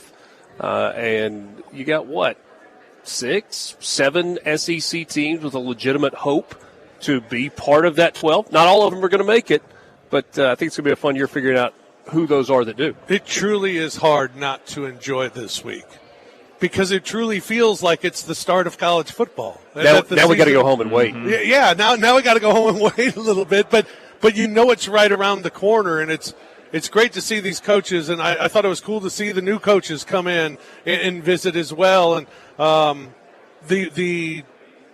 the coaches talking about what the Texas and Oklahoma are looking forward to. You know, the current SEC coaches talking about it. I thought it's been very interesting this week. It's been fun. Dallas is a terrific city, and it's an SEC city now. We can claim. Bold comment. I think it's still Nick Saban's league. He can't even get in without a credential now. So, but when he gets in, he dominates the room, doesn't he? That's right. He does. When he sachets down through here, everybody notices, almost salutes in respect, in regard for him. Well, rightfully so. I mean, he's a legend. He's a living legend walking through the halls. I mean, and will be. For the remainder of his life. He's one of the greatest to ever do it, and did it in our conference. And this is an event that, most of us have watched him address us over the last, 20 years? I mean, how long was he there? 15? Hope we had a good summer. Yeah, he was always nice to us. Thanked us usually when he met with the media. So yeah, he's a living legend. He'll get that respect until he doesn't want to come around here anymore. I didn't salute, but I didn't call him Nick either. I said, No. Hey, Coach. It's Coach. It's good. I think he's earned that. Who's the coach now that it's been passed to? Who's the king coach current? It has to be Kirby. Is it Kirby? But now Kirby does not, at least at this point in his career, carry himself at the same level of gravitas that Nick Saban did. He's still scratching and climbing. Yeah, I mean, but in terms of having a team that can win enough to put you in that position to be the guy who, when you walk in the room, everybody's like, all right, let's see what he's got to say. Kirby's the one that is in position to do that right now. I'm trying to think, and I'm like, thinking of tenure and of coaches in the SEC, and I'm thinking, well, I don't think Mark Stoops is that guy. No. because you've got to win at a really high level. You've got to win and be a program like Georgia is right now. And so Kirby is the answer. And I think Kirby, from the moment he started in the SEC to where he is today, that gravitas, I think he's gotten better. I think every year he improves at the podium. Your question, but in a different way. Who's the coach that you enjoy hearing from the most? Kalen DeBoer. The shoes he's got to fill, what's being asked of him. I mean, you're not going in behind, and no disrespect to Gene Stallings or Mike Shula or Mike Dubose. That's who preceded Nick Saban. You're going in behind Nick Saban. That's Ray Perkins following Coach Bryant. I always used to like listening to Clark Lee because he just tried to give you these expectations that were just amazing. But he didn't. A little aspirational. He really didn't do that this year. He kind of toned it down a little bit. I always love Eli Drinkowitz. I think he's got that sense of humor. He's kind of what I think you expect Lane Kiffin to be. And Eli has won enough now that it's not like he's trying to fit in. Right. It's like he actually does. I love Shane Beamer's candor and his honesty. He stands at the podium. He goes, guys, I know y'all are going to pick us 14th, 15th, 16th. I'm just going to be honest with you. I really like my football team. Mm-hmm. And so we'll see if that produces results on the field. Bryant, jump in. Yeah, no, I think, it was down to a couple for me, but I'm going to have to go with Lane Kiffin. I mean, I love hearing Lane Kiffin speak about his team. I know it was a little different this year, obviously, with the passing of his father, and he kind of talked about that at first. But, just the way he puts together his team and then the way how he's just so matter-of-fact about things and kind of gives it to you and isn't going to hide anything. And so I love whenever I get to hear him talk about a team. So I got to go with Lane Kiffin. I thought Greg Sankey really did Lane Kiffin a solid on Monday when he went and he introduced Lane and he said, Lane's going to come on the stage and I'd like for him to tell us a story or two, an anecdote about his dad. But after that, out of respect for Lane and their family, let's just let Lane be the Ole Miss football coach from then on. And I think the media, for the most part, kind of honored that. Lane was struggling when he got here yesterday, but I think it was a good day for him overall. You could tell he was struggling. We got to see him before he met with the media, right. the large group, and he even was asked about it right off the bat, and he said the same thing. He said in the room, he's like, "Thank you, I appreciate the kind words. I'd just rather talk about it later when I make my statement. I'll make the statement then. Just keep it to that." And everybody kept it to that. And then he was great. I mean, he was great talking about football. And, I don't know if it was a good day for Lane to maybe get his mind off of things or what. But I thought he handled it exceptionally well yesterday. Who's not back next year as head coaches when we assemble in Atlanta in 51 weeks? Such a fun question. The obvious answer, or the answer that a lot of people would give, is Billy Napier. I actually think Florida's going to be better. I think they're going to show some progress. I will give you that schedule is difficult. That's pretty well established. I think Florida's actually going to be better than people are giving them credit for. Because we know somebody's not going to be back. Mm-hmm. Is there a shocker? I got 4. 4? Good Lord. Clark Lee's not back. Okay. After another 0-8 season in conference play. Or 1-7. I mean, 1-7, 0-8. You can't go 0-8 again. And next year sure. they are going. And I like Clark Lee, but I do too. It's not going to happen. But they're going to be moving into what will be a finished new stadium at that point. Yeah. But you remember when Tommy West years ago left Memphis and he said, if you're not going to do anything better for the next guy, you might as well not get rid of me. I'm paraphrasing. It had to be said. But Vanderbilt needs to do that too. Sure. Because if they make a change, you better make a commitment beyond just a new stadium. You better get in the NIL game and give whoever that coach is the resources. Otherwise, you're going to be doing the same thing in 3, 4, 5 years again. Who's your other 3? I think South Carolina. Wow. Shane Beamer finishing 14th, 15th, possibly in the conference. Winning a conference game won't be enough. Arkansas, Sam Pittman, if they're a 4-8 type of team, I think he could lose his job. And then the other one's Florida. I don't think Florida's going to really to have 3 straight losing seasons for the first time since 1940, that won't save Billy Napier's job. If that's what happens, I agree with you. I think they'll have to make a change. I will admit that I'm probably a little more optimistic because I saw them in the spring. I'm trying not to be swayed too much by that. I really like Graham Mertz. I like what they've got on the defensive side of the ball. I think they've got to figure things out in the passing game because they don't have enough weapons on the outside. I think they're going to run the ball pretty well. Okay at tight end. They're going to beat Miami to start the year, and then we'll see what happens from there. No, that's a big one, opening night. Mine's Sam Pittman regardless. 7-5, the unthinkable 8-4. I resurrected Arkansas football. I got it post Bielema. I got it post Chad Morris. I did all in all a pretty good job. Remember what it was when I got it to what I'm leaving for someone. Again, even at 7-5, maybe even 6-6. I'm early 60s. He's around my age. I've made a lot of money in the coaching industry. It's time for a new guy. Going to go hang out at Lake Hamilton now? Head to Hamilton and enjoy the good work he's done in a long coaching career. Is Bobby Petrino the next coach? If it's 3-9, it could be Bobby Petrino. Brian, I've been pretty consistent in this. Yeah, no, you absolutely have. No way that's who they hire. No way. It's sure not if it's the more rosy scenario. If it's the rosier into retirement, let's have that national look under the guise of baseball's fixed, basketball's fixed with Cal. Let's go fix football. How about this 7-game stretch Arkansas has in the middle of the season? Can they get more than one win in this 7-game stretch, middle of the season? They starts at Auburn, Texas A&M, it's a neutral, Tennessee, LSU, at Mississippi State, Ole Miss, Texas. Jeez. They could get 2, maybe. That's a rough stretch. It's a really rough stretch. That A&M game neutral, last year the contract that it's neutral kind of gets weird sometimes, and they could win in Starkville. I have 2. I have the win in Starkville in late October, and I have the shocker in Fayetteville over Tennessee. Oh, wow. What? Holy cow. Okay.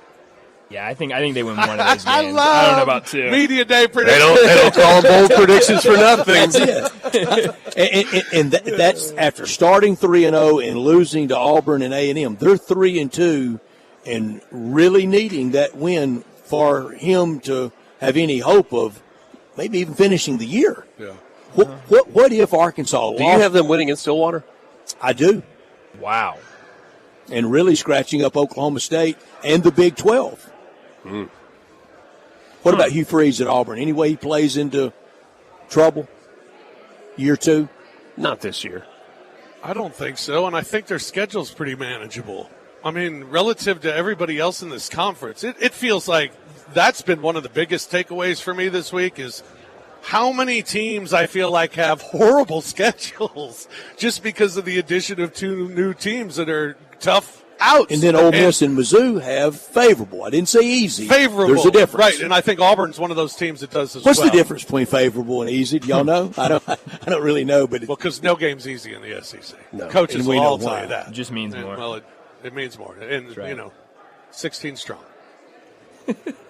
I mean, I agree that if you're ranking them easiest to most difficult, then you put Missouri first in terms of easiest, but they've still got Alabama. It's not an easy. There is no easy button for Mizzou, but I do think Missouri is a team that not enough people are talking about that could be a playoff team. Oh, yeah. Bryant, you started one quarterback everybody would pay to go see. And when I say pay to go see, you got to get the 2-night minimum room in the SEC. You got to get the tickets, and you got to find a tailgate spot, and then you go see this quarterback.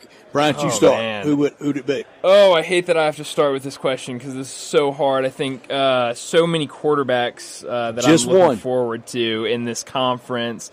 You know what? I'm going to throw a long shot on here. I'm going to go with Nico at Tennessee. Everything I've heard from him, what I saw in the bowl game last year, I think he's going to be can't miss. Maybe it's a year too early for him, but I will go with Nico. And now, just in the first 10 minutes we've been talking here, I have probably been kicked out of my family because I've praised both Ole Miss and Tennessee. So yeah, Don't go see Nico in Fayetteville when they play Arkansas. No, Richard, no, who do no. you go see? Arch Manning. Whoa. Okay. Wow. A backup. It was for shock value, really, if we're being perfectly honest. That's what we want in the late hours on Thursday. Shock value. What game do you want to see Arch in? Red River? Oh, sure. Why not? What the heck? Well, why not? Actually, I think the answer. I think it's Quinn Ewers, and it's partly seeing Texas, whether it's at home or on the road.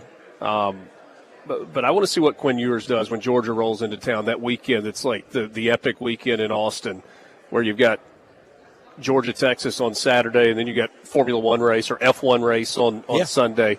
I think that's probably the one. And if you got to do 2-night minimum that weekend, you're digging deep into the wallet. Yeah, you are. Boy, and at the Driscoll, you really are. I'm going to go with one of the Heisman, not favorites, but he's up there. Not Beck. I'll go with Jackson Dart. There you go. He excites me watching him play because I just feel like the guy just makes plays. And I asked Lane about that yesterday, about having a third-year guy and the trust that you have with a coach and a player at that point, and I think that makes a huge difference. So I think how's he going to grow this year? I think he's just going to take another step and become the second all-time leading passer. I'm going to Vegas opening night and seeing Garrett Nussmeier against USC. Garrett Nussmeier, that's a good one. Yeah, he's one that's got a chance to. Flying a little bit below the radar. Was the bowl game real for Nico and Nussmeier? That's what we're ready to see. Yeah. And look, if you go to Nico Iamaleava, the game against nicely done, thank you. That was I just impressive. wanted to try and sneak that in there. If you look at the bowl game, what were you impressed with? It wasn't his arm; it was what he did with his feet. Right. If the accuracy improves and he becomes a little more comfortable in the pocket, I thought there were times in that game against Notre Dame that he kind of left the pocket earlier than he had to. And that's what a young quarterback who's got great talent with his feet sometimes does. If he develops as a passer and comes close to having the accuracy that they had 2 years ago at the QB spot, then it could be special. And I'm still on board as believing Josh Heupel's an offensive genius. I am too. And by doing that, I think he can make Joe Milton better. was a big miss, though, and I missed bad with him last year. Yes, yes. But I think I had him as a sleeper Heisman candidate, so I was right there the with Heisman you. winner. I So know, went all the way. it was because I said Heupel. I believed in Heupel, so did Joe too. Milton for Heisman, and then boy, yeah. But I'm still a Heupel And believer. now I'm saying if it's not Heupel, it's Joe Milton. If Heupel can't That's fix right. it, it's you. That's right.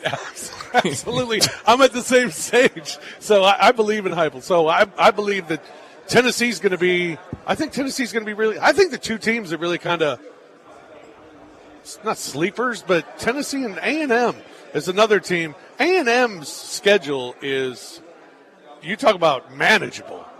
After opening I night. might even say easy. After Notre Dame opening weekend. Sure. But I might even say easy for Texas A&M compared to the rest of the conference. And every year we talk about all the great talent that A&M gets. Every year. And I'm reading up on A&M and I'm saying to myself, well, wait a second, they're losing all these guys, but they're loaded with talent that's coming in. Maybe they just weren't coached very well. Maybe that's why they have a new coach. And maybe the new coach gets the best out of the talent that they have. So, because for years they've had great talent. We just haven't seen it come to fruition. There's a proof of concept there from Mike Elko. I mean, what he did at Duke was impressive. Absolutely. So he can coach we'll see. With a big-time quarterback. That's right. Connor Wegman. And he's got that, and Bobby Petrino helped mold that. After he got hurt, and Petrino kept going with other guys last year, I thought the job he did on offense, he did his job. Jimbo Fisher didn't do his job. Yeah, no doubt. And I think that's that's why Jimbo doesn't have a job. More stunned. Bobby Petrino doesn't have to have a job either. No. Bobby No. Petrino's Not back for in a long Arkansas, time. No. or Texas and Oklahoma's in the SEC. What was More stunning. Petrino back on a motorcycle. Not Petrino back at Arkansas. I mean, that's Arkansas. Yes, that is more stunning of those two. We Isn't it? lived Yeah, it is. 2012. We lived April 1st, 2012. That happened. Well, did it? Motorcycle? Something happened. Something happened. Something happened that wrecked him. But now he's back. The Masters happened that weekend also. Sure did. You were there. I was there. And it was the talk of the Masters. What? It was. So again, let's go back to the question from before. Are they in line to hire him as the head coach? If it's a mid-season firing, he's certainly the head coach. Has to be. I don't. Well, I, he's I don't interim. think- yeah. Hunter Yurachek's not hiring Bobby Petrino full time. Why? Why'd they hire him as an offensive coordinator? The fans demanded it. Okay, Brian. I don't know. I don't think they would hire him as head coach. I mean, I just think they would at least first try to go out and swing for the fences. I mean, we saw what they did bringing in Cal for basketball. I just Bobby think Petrino's swinging for the fences, isn't it? I mean, yeah, but I think you would try to It's go short with fences. a safer I swing mean, for the his fences. track if record's that's a still thing. pretty phenomenal in college football. Yeah, I mean, but there are don't fences. know. It's the Polo Grounds and it's old Atlanta Fulton County launching pad. Right. I just think you can go with other swing of the fences that aren't him and would maybe be better PR-wise, maybe. is that the hire that is going to cause Arkansas fans to open their wallets, organize, and fully invest in NIL? That's it. I think now when a guy's ready to move to another job, the first thing, and you don't tell me, I want to see the account for the NIL fund. Mm-hmm. And it's got to be a certain amount already in it, and I know I can go maybe double it with somebody. How do you do that? Do you ask for like a mobile login to the banking app? Just be like, hey, I just want to be able to check this from time to time. Yeah, I guess that's a nice It password to have. Brett doesn't have a mobile login to his banking app. No chance. Oh, I sure do. I've got my First National Bank of Eastern Arkansas Okay, I'm mobile app. impressed. I am impressed. That is surprising. Right there. I believe it. That might be the shocker ball of SEC Media Week right there. I've been saying all week you better have it on your phone, and I've got you it. have. Guys, it's been a lot of fun. Real quick, give a grade for Dallas. B plus. I got no issues. I'll give it an A. I'm A too. Why the B plus, Ratchet that Rob? Plus up. Omni Wi-Fi. I'm a hotel snob. Well, And you're there- in the association. Okay, Mr. NBA. And there have just been issues with the hotel, from the elevators to. But you're used to I thought Four the elevators Seasons. were phenomenal. Oh, I mean, they're terrible. is there a Ritz-Carlton here in Dallas that we could set up next time? We could go. Where do we go? Yeah, we could go. He's used to the mansion in Dallas or Crescent Court. Yeah, the Crescent Court. That's what he's used to. Thanks a lot, No, but guys. it's okay. It's been fun. Great week, B plus. Paul. B plus is good. Always fun, boys. See you in Good to Atlanta. see Thank you very much. Richard Cross from Sports Talk Mississippi and Rob Fisher from Grind City Media. And Bryant, we're in the home stretch of SEC Media Days, and we sure appreciate all our great sponsors. And I mentioned First National Bank and Trust. They're a division of First National Bank of Eastern Arkansas. Gould's, Jim's Place in Collierville, your North Mississippi John Deere dealer, Wade Incorporated, the commissary in Germantown and Collierville, Sissy's Log Cabin, Memphis Sports and Tourism Council, Ronnie Grisani's Jimmy McElroy and Associates, Jason's Deli, and the official vehicle of SEC Media Days. That's from our friends at Landers Ford in Collierville. At Sissy's Log Cabin, they are the official jeweler of the Memphis Grizzlies. Rob Fisher knows that well. He knows that FedEx Forum Seat Lounge well with Sissy's Log Cabin. They also are very good to the Memphis Tigers, all the hometown teams, part of the fabric of the community. And that great new location over at Laurelwood at 4542 Poplar. Bill Jones and his great team, they're here to stay. Some drift in and drift out overnight, and then they're gone. Not Sissy's Log Cabin. They are a part of the fabric of the community, supporter of Tigers athletics, and they'll be a sponsor every Monday when we look back at the weekend in the SEC at 4:30 on Monday. 9,000 square feet in Laurelwood with expanded lines for Rolex, Cartier, diamonds, and more since 1970 with all the locations across the Mid-South. They offer a selection of diamonds, estate jewelry, and fine gifts. Unsurpassed value, exceptional service, expansive selection, and an extraordinary shopping experience because life's too short for ordinary jewelry. Brian, what we would do every day to have Richard and Rob with us, we wouldn't have to say a word, would we? No. They were great. They just always let them are. go. They're unbelievable, and I love And the pronunciation of Nico by Richard. Oh, Ooh, wow. I mean, impressive. The surprise of the week might have been that you have a mobile banking app on your phone. The most impressive thing from the week might be that pronunciation from Richard for Nico. I don't even try anymore to say his last name. Everyone knows what I'm talking about, especially at SEC Media Days when it comes to I do Nico. too. But no, I always always really enjoy our roundtables, and I like to just kind of sit back and listen to y'all and hear kind of everything y'all have seen and heard from media days. We wanted their perspective. Yeah, and it's we really got- interesting, and especially we're us being able to get those two on with us. More perspective, the better at an event like this. But man, what's up with the elevators, Brett? And they don't meet the meet standard. I haven't noticed it, but I'm on the first one every morning and the last one at night, so I'm not. It's not a lot of to-ing and fro-ing for Right, me. it makes it a lot easier for you, I guess. Less traffic on there for sure. But always a lot of fun doing our roundtables, and definitely thankful to both Richard and Rob for joining us. But let's go ahead and get to a break, and when we come back, we'll talk about what's trending. Start your day with Sports 56 Mornings with Greg Gaston and Eli Savoy. Weekday mornings from 7 to 10, right here on Sports 56 and 98.5 FM. Buster's Butcher at 199 South Highland Street in Memphis. We're a full-service butcher shop offering a curated selection of quality meats, cheeses, prepared foods, and more. At Buster's, our skilled butchers are also experienced chefs. They'll be delighted to guide you on selecting, preparing, and cooking our fine selection of products. We're like nothing else you can find in Memphis. Learn more at bustersbutcher.com and come see why every cut counts at Buster's Butcher. If you love sports and Mexican food, you can get the best of both at Los Cabos Mexican Bar and Grill on Summer near Graham. Watch all the big games on all the big TVs on all the walls at Los Cabos. And enjoy premium tequila shots anytime for just $5.50. Celebrate every day with lunch specials from 10 to 3 and happy hour from 3 to 8. Lunch is just $6.75 to $10.99 and margaritas start at $3.99. Experience real Mexican cuisine along with great sports at Los Cabos on Summer near Graham.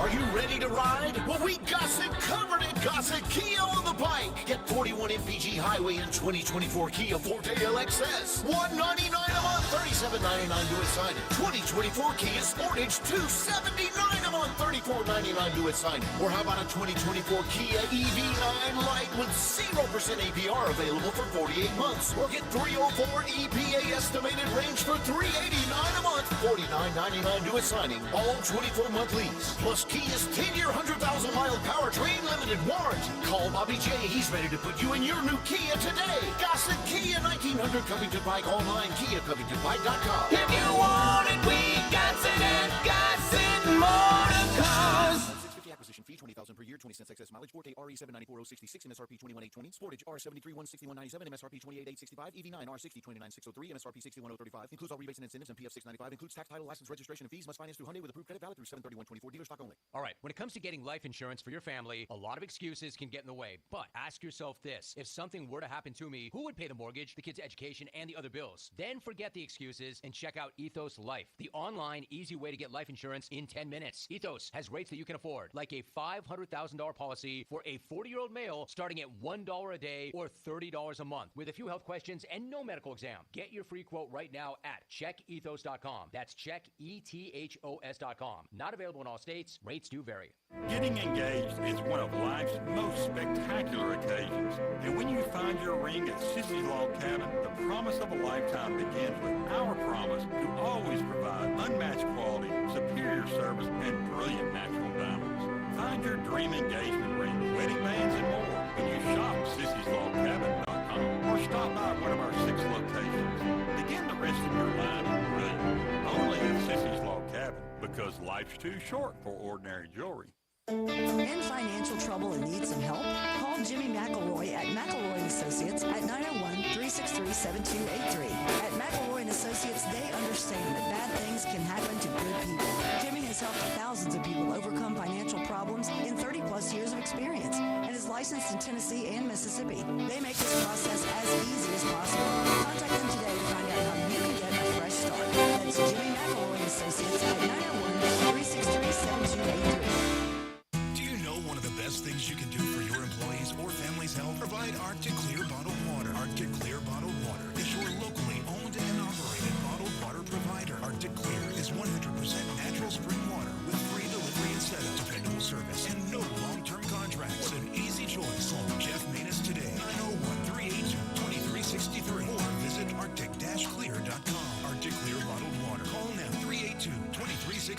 That's 382-2363. Listen Sundays at 11 a.m. to join Idlewild Presbyterian Church for worship. Idlewild is a PCUSA church located in Midtown Memphis. Sports 56 traffic. Good afternoon. Filling out paperwork on that earlier wreck that slowed it down on 40 eastbound at Sycamore View Road. It's already heavy over there on that side of town as it is. It's picked up with more volume on 240 east from Mill Branch all the way out to 385 Billmores Parkway. Havenly Showers, your curbless shower specialist. Transform your bathroom with a tub with curbless shower conversions. Check out havenlyshowers.com. I'm Commander Chuck with your on-time traffic.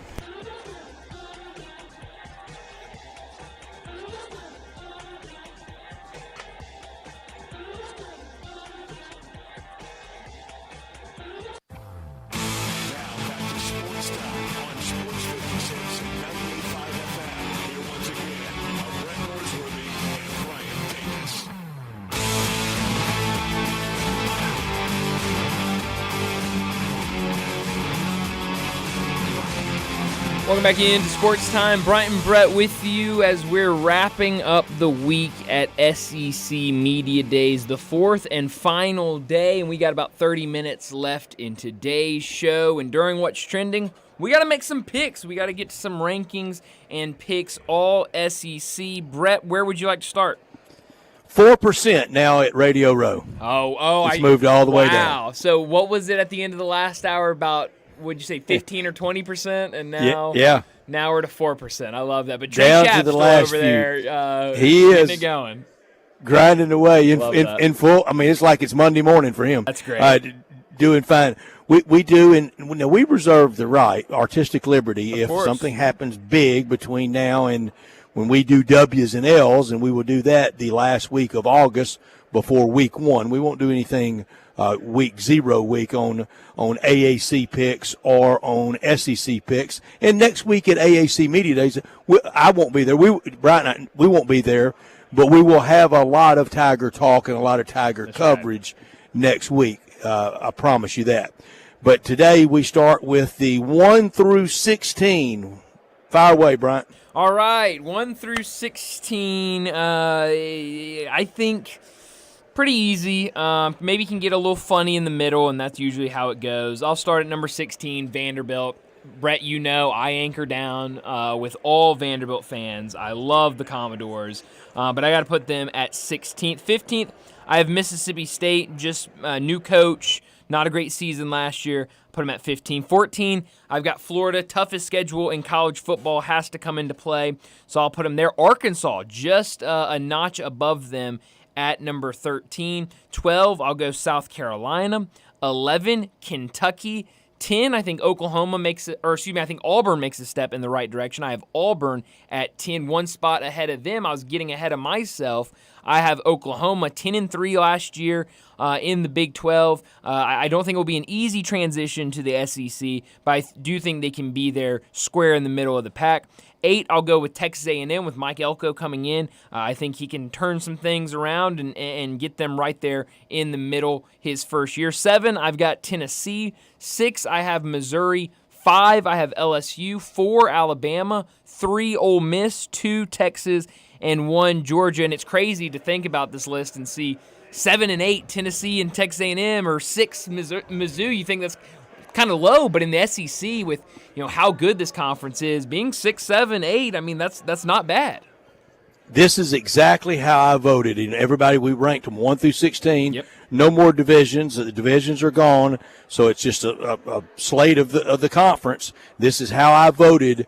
So when you see any first place Ole Miss votes tomorrow, don't say Homer did it because I didn't. I've got Ole Miss way up there, but I do not have them in the SEC championship game. And to be in that, you must be 1 or 2. And then there's on the ballot, even after you have 1 and 2, it has pick your winner of the SEC championship game. And I picked number 1, Georgia. But Ole Miss will get more votes, and it's released tomorrow morning. They may wait until Paul Feinbaum's show tomorrow afternoon to release it, but used to, they would always hand that out closer to 2 o'clock or so for the afternoon shows and for Paul Feinbaum in the early days to have it, but now they hold it for a little dramatic effect. Yeah, of course. So we used to always have it at this time, but we don't. It'll have all conference teams, and I'm not going to go through how I voted all those because some of it got a little complicated. Like for all conference offensive linemen, it was like pick 8.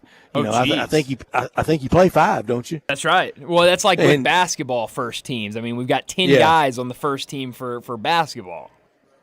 We will do quarterbacks, and it was I think it was pick 4, 2 or 4 quarterbacks. Anyway, number 1 for me, Georgia. Number 2, Texas.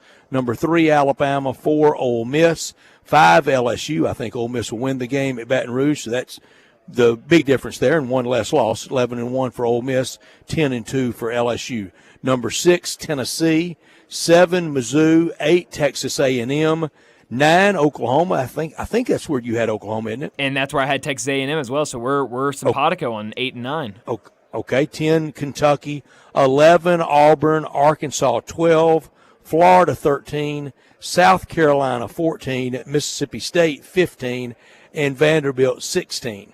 On wins and losses right now, and this is not necessarily in lightly shaded pencil, but I do reserve the right to change when we go W's and L's before opening day that last week, August, but I probably won't unless something big changes. In alphabetical order, Bama 11-1, Arkansas 6-6, and I was really torn, 7-5, 6-6. I did go 6-6. Same for Auburn, 7-5. I was torn with them. 5-7 for Florida, and that's goodbye to Billy Napier if I'm right. Yeah. Georgia 12-0, Kentucky 7-5, LSU 10-2, Ole Miss 11-1 with that loss being at home to Georgia, with Georgia going undefeated. Mississippi State 3-9, Mizzou 9-3, Oklahoma 7-5, South Carolina 5-7, Tennessee 9-3, Texas 11-1. Their only loss to undefeated Georgia, and that will be in Austin on that weekend that Richard referenced. That Formula One's on Sunday. Texas A&M 9-3, Vanderbilt 3-9. How about a Formula One reference at SEC Media Days? Didn't have that one. No, I think I had more basketball references than F1. That's right, and we got a couple of them earlier today with John Calipari. Yeah, I'm very similar with my wins and losses. I did do. I mentioned it earlier to Ty that I went kind of in detail with Arkansas, and we did just kind of off the top of my head wins and losses earlier. I think if I remember correctly, I think I said 5-7 for Arkansas. It gets tough. It's not an easy schedule. It's real tough for Arkansas. Must start 3-0. It must start. They have to beat UAPB, Oklahoma State, UAB. Oh, absolutely. And that's why I kind of. I mean, like UAB at home, you better win that one. I think you'll win it, but that one can't get scary. Then I mean, you jump into SEC schedule, and I mean, I feel like we can say it for every single team in the SEC. It's difficult. And you look at a lot of these schedules and you go, man, that is going to be a tough stretch right there playing against these SEC teams. Quarterbacks or coaches next, Brett? Quarterbacks. Okay. Quickly. Quarterbacks for me, I'll go 16-1. Blake Shapen, 16, the new quarterback at Mississippi State. 15, Diego Pavia. 14, Peyton Thorne. 13, Lenora Sellers. 12, Taylon Green. 11, Jackson Arnold. 10, Brock Vandegrift. 9, Graham Mertz. 8, Connor Wegman. 7, Garrett Nussmeier. 6, Nico. 5, Brady Cook. 4, Jalen Milroe. 3, Jackson Dart. 2, Carson Beck. And number 1, making his debut in the SEC, Quinn Ewers. Quinn Ewers 1. I'll start 1 through. Carson Beck 1, Quinn Ewers 2. Jalen Milroe 3. And remember, that slop offensive line he played around last year. They'll be better. 4, Brady Cook. 5, Jackson Dart. Real torn on 4 and 5, but for now, I'll go with that. 6, Garrett Nussmeier. 7, Connor Wigman. 8, Graham Mertz. 9, Nico. I can't begin to roll it off like Richard Cross did. No. 10, Jackson Arnold. 11, Taylon Green. And my prediction that Taylon Green will overachieve from preseason to when we do this at the end of the season. He'll be way up there. 12, Peyton Thorne. 13, Brock Vandegrift. He may be second on that list to bounce up. 14, Blake Shapen. 15, Lenora Sellers. And 16, Diego Pavia. The coaches go 1 from me, Kirby Smart, 2, Kalen DeBoer, 3, Coach Sark, 4, Lane Kiffin, 5, Josh Heupel, 6, Eli Drinkwitz, 7, Mark Stoops, 8, Brian Kelly, 9, Mike Elko, 10, Hugh Freeze, 11, Brent Venables. And let me remind people, this is for this year. This is not Lifetime Achievement Award. It's going into this year. 12, Billy Napier, 13, Jeff Lebby, 14, Shane Beamer, 15, Sam Pittman, 16, Clark Lee. Jeff Lebby's forgotten more football than Beamer, Pittman, and Lee know. I love that. I'm going to start 16 and go to the top. I love Jeff Lebby, but first year as head coach of Mississippi State, I have him at 16. But like you said, with a lot of those quarterbacks, he's one that I expect to jump way up my list when we revisit this at the end of the season. 15, Clark Lee. 14, Sam Pittman, 13, Shane Beamer, 12, Billy Napier, 11, Brent Venables, 10, Hugh Freeze, 9, Mike Elko, 8, Mark Stoops, 7, Drinkwitz, 6, Josh Heupel, 5, Lane Kiffin, 4, Sark, 3, Kalen DeBoer, 2, Brian Kelly, and number 1, Kirby Smart. And I know Tiger basketball for AAC conference today, the opponents now are known and how often you play them, whether you just play them once at home or you just go once on the road, or if you get somebody home and home. Bryant's going to go over that thoroughly tomorrow. Yes. I promise you. You will go over that tomorrow. I'll be out tomorrow. I'll be back with you on Monday. I want to tell everybody about All-Star Chevrolet down in Olive Branch. Let's drive to the beach, to the lake, to the mountains, to anywhere in what we really want to drive in. Something from All-Star. First exit into Mississippi. You stop at Kraft Goodman Road right off Highway 78. Hundreds of new and pre-owned Silverados at All-Star Chevrolet. Some mark 12% off invoice. Add up the All-Star special discounts and look for Costco member deals at All-Star. One sweet buyer's market right now with financing as low as 1.9%. No payments for 90 days on a bunch of new All-Star Chevys. And nothing beat road trips like being in a new Tahoe. Extra $500 bonus back instantly for any educator, healthcare worker, college grad, first responder, or member of the military. No matter what pre-owned you're looking for, they have it at All-Star. 4Runners, Jeeps, Expedition, Navigator, all the trucks, all in Olive Branch, where you can drive every one of them at All-Star. Bring any vehicle you want to sell and get a big check today. Let's go to All-Star Chevrolet. Don't miss All-Star Chevy. Special summer sale going on right now in Olive Branch. Find out more by going to allstarautogroup.com. Well, I know we're going to get to a break here in a second, but we do have some breaking news. I just watched it. Zach Edey down again with an ankle injury in the Summer League game against New Orleans. Went up for a block, came down. They're showing the replay right now. Lands, trying to land on his toes, lands on another player's foot, and it immediately goes toes down, straight on the ankle. He's down. Now, he is walking on his own power to the locker room. Shut it down. Stop it. Shut it down now. Yes, it is. If there was any question, it's I'm going to go sell the names of all things holy. Stop it now. Yeah, no, it's definitely over now. He's back in the back now in the locker room. He's not on the bench. So put him in bubble wrap. Yeah, bubble wrap until opening game of the season. Forget preseason games. I'm fine. Forget all I'm of fine that. with that. Bubble wrap to the start of the season. I knew you wouldn't kid about a subject like that. No, I would not at all. Worst case scenario, I think, in terms of bringing him back for Summer League. He's down. And you think Grizz fans panic?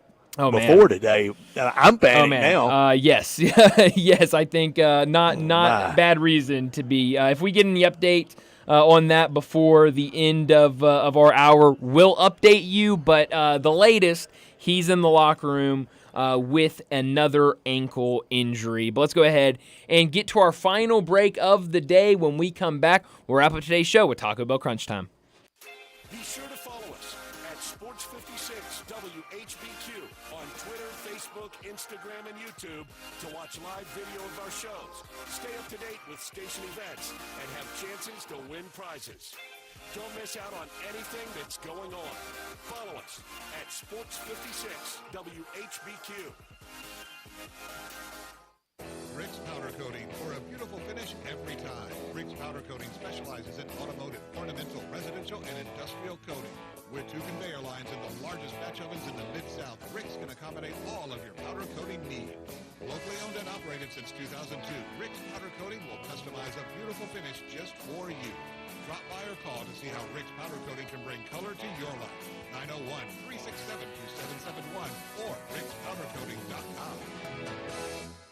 All 650 acquisition fee, $20,000 per year, 20 cents excess mileage, Forte RE 794066, MSRP 21820, Telluride RG 543,666, MSRP 39835, EV9 R602 29603, MSRP 61035. Includes all rebates and incentives and PF 695. Includes tax, title, license, registration, and fees. Must finance through Hyundai with approved credit valid through 7/31/24. Dealer stock only. I got Jeff Allen on the line, Gossett Kia, South Mount Moriah. Hey, dude, you ready to rock our world? You better believe it, Randy. How about 41 MPG highway in a 2024 Kia Forte LXS, $199 a month, $37.99 due at signing. 2024 Kia Telluride S, $379 per month, $39.99 due at signing. And 304 EPA estimated range for $389 a month in a 2024 Kia EV9 Lite, or get 0% for 48 months, $49.99 due at signing, all 24-month leases. Plus, every Gossett Kia comes with a 10-year, 100,000-mile powertrain limited warranty. So whether you live in Horn Lake, South Haven, Olive Branch, or Memphis, you'll be happy at Gossett Kia on Mount Moriah. Or online, KiaMountMoriah.com.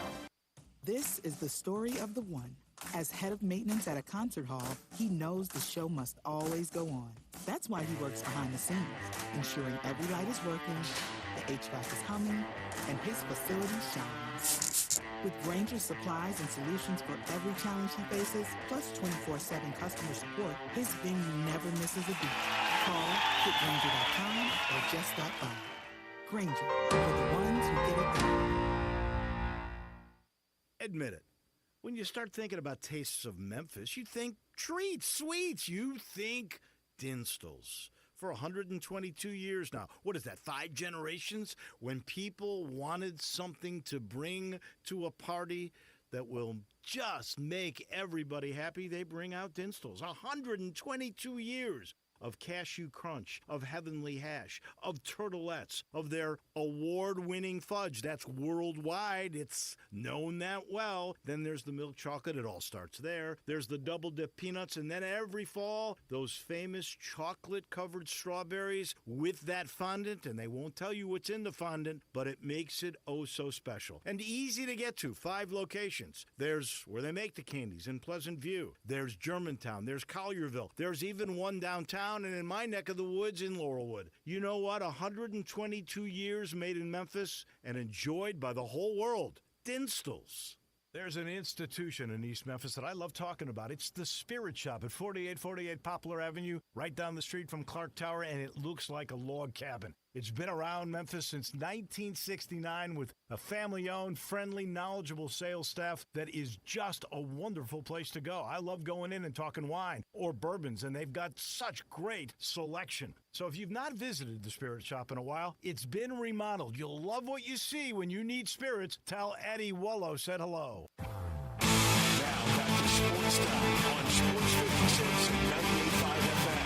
Here once again are Brett Norsworthy and Brian Davis.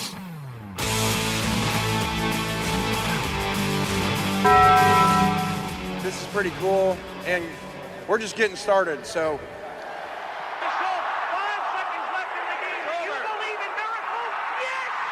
Go crazy, folks! Go crazy! This is for all the biggest crunch time. You are looking live. In your life have you seen anything like that? Goodbye! Hello, Haskins. It's obviously crunch time. Hammer, nail, coffin, this baby is over. The double steak grilled cheese burrito, so good. Double the steak with nacho cheese sauce, seasoned rice, red strips, sour cream, and the 3-cheese blend wrapped inside a warm flour tortilla, with even more 3-cheese blend grilled on the top. The double steak grilled cheese burrito, it hits the spot now at Taco Bell. And at Taco Bell, when they say they are feeding people's lives with unexpected good, they mean it. Bowl food you can't get anywhere else. Well, Brett, what I learned today, we already knew a lot about the Memphis Tigers basketball non-conference schedule, but today we learned about their conference opponents for the upcoming season. You mentioned it. Tomorrow, Zach and I will take a long and a much deeper look at this slate of conference games. Obviously, we don't know the dates yet, but we do know which games will be at home, which games will be on the road, which games will be both home and road. So just home will be East Carolina, North Texas, and Tulsa. Just on the road, Charlotte, UTSA, and Tulane. And then both home and homes for both will be UAB, FAU, USF, Temple, Wichita State, and Rice. So we learned that today, getting just more clarity on what this schedule will look like for the Tigers, and soon we'll have that entire schedule in front of us. Really soon, Brian. It has taken a lot of shape. There are most dates are attached to non-conference. Right. Yeah. We're still waiting on Maui Invitational bracket. Yep. Not any day, but coming soon. By the end of July. In about a month, 40 days max, I think we'll have the full release, certainly in a month and a half. Yeah. What I learned, speaking of schedule, Arkansas's first 5 games in 5 different venues: UAPB at War Memorial Stadium, week 2 at T. Boone Pickens Stadium in Stillwater. They play UAB at Razorback Stadium in Fayetteville, on the Plains at Jordan-Hare in Auburn, and then AT&T Stadium at Jerry's World in Arlington to play A&M. They only play at home in Fayetteville in back-to-back weekends one time all year. That's insane. They have to get out of playing in Little Rock. Yeah, and it's the end of Jerry's World. Yes, but you're right. That start of the schedule is definitely a little strange. What I could have done without, it's what we ended our last segment talking about. Zach Edey, he returns to the lineup tonight, or I guess this evening, against the Pelicans. That's the do without for the year, isn't it? It definitely could be, potentially, but he comes back. Game starts at 5. It's not even halftime yet, and he's out of the game. Still, it looks like, I'm trying to get a look at the bench. Looks like he's still in the back in the locker room getting checked out. But if you missed it when we talked about it earlier, went up to block a shot against a Pelicans player, and when he came down, he tried to land on his toes. Toe went down and went right on top of the other player's foot, and it went straight toes down and then straight to the side on that ankle. He immediately came out. Now, the good news, I guess if you can take any good news out of it, he did walk with his own power to the back to the locker room, so he wasn't limping. He didn't need crutches. He didn't need to be on other people to get to the back, so that is definitely a positive. But the bigger story is that 2 games for him, 2 ankle injuries in summer league. A guy that throughout college, very healthy, and now definitely a little worried with how these first 2 games have played out. Brian, you know of the famous, "Hey, quiet down in the hallway. We're doing a radio show at WHPQ, don't you?" Absolutely. I'm almost ready to tell the breakdown crew, "Hey, quiet down. We're still live from Radio Row." We're still, and imagine Trey. I mean, he's got a whole nother hour left, and they're breaking everything down. But I could have done without neurotic Rory McIlroy this morning. Woo, what a way to start the last major of the year. He's been bad in a lot of ways this year in majors. Good for a long time at the U.S. Open, and then bad when it mattered. He should come into Augusta National Golf Club next year in search of that final career slam win with no expectations. Why are we putting more on him now?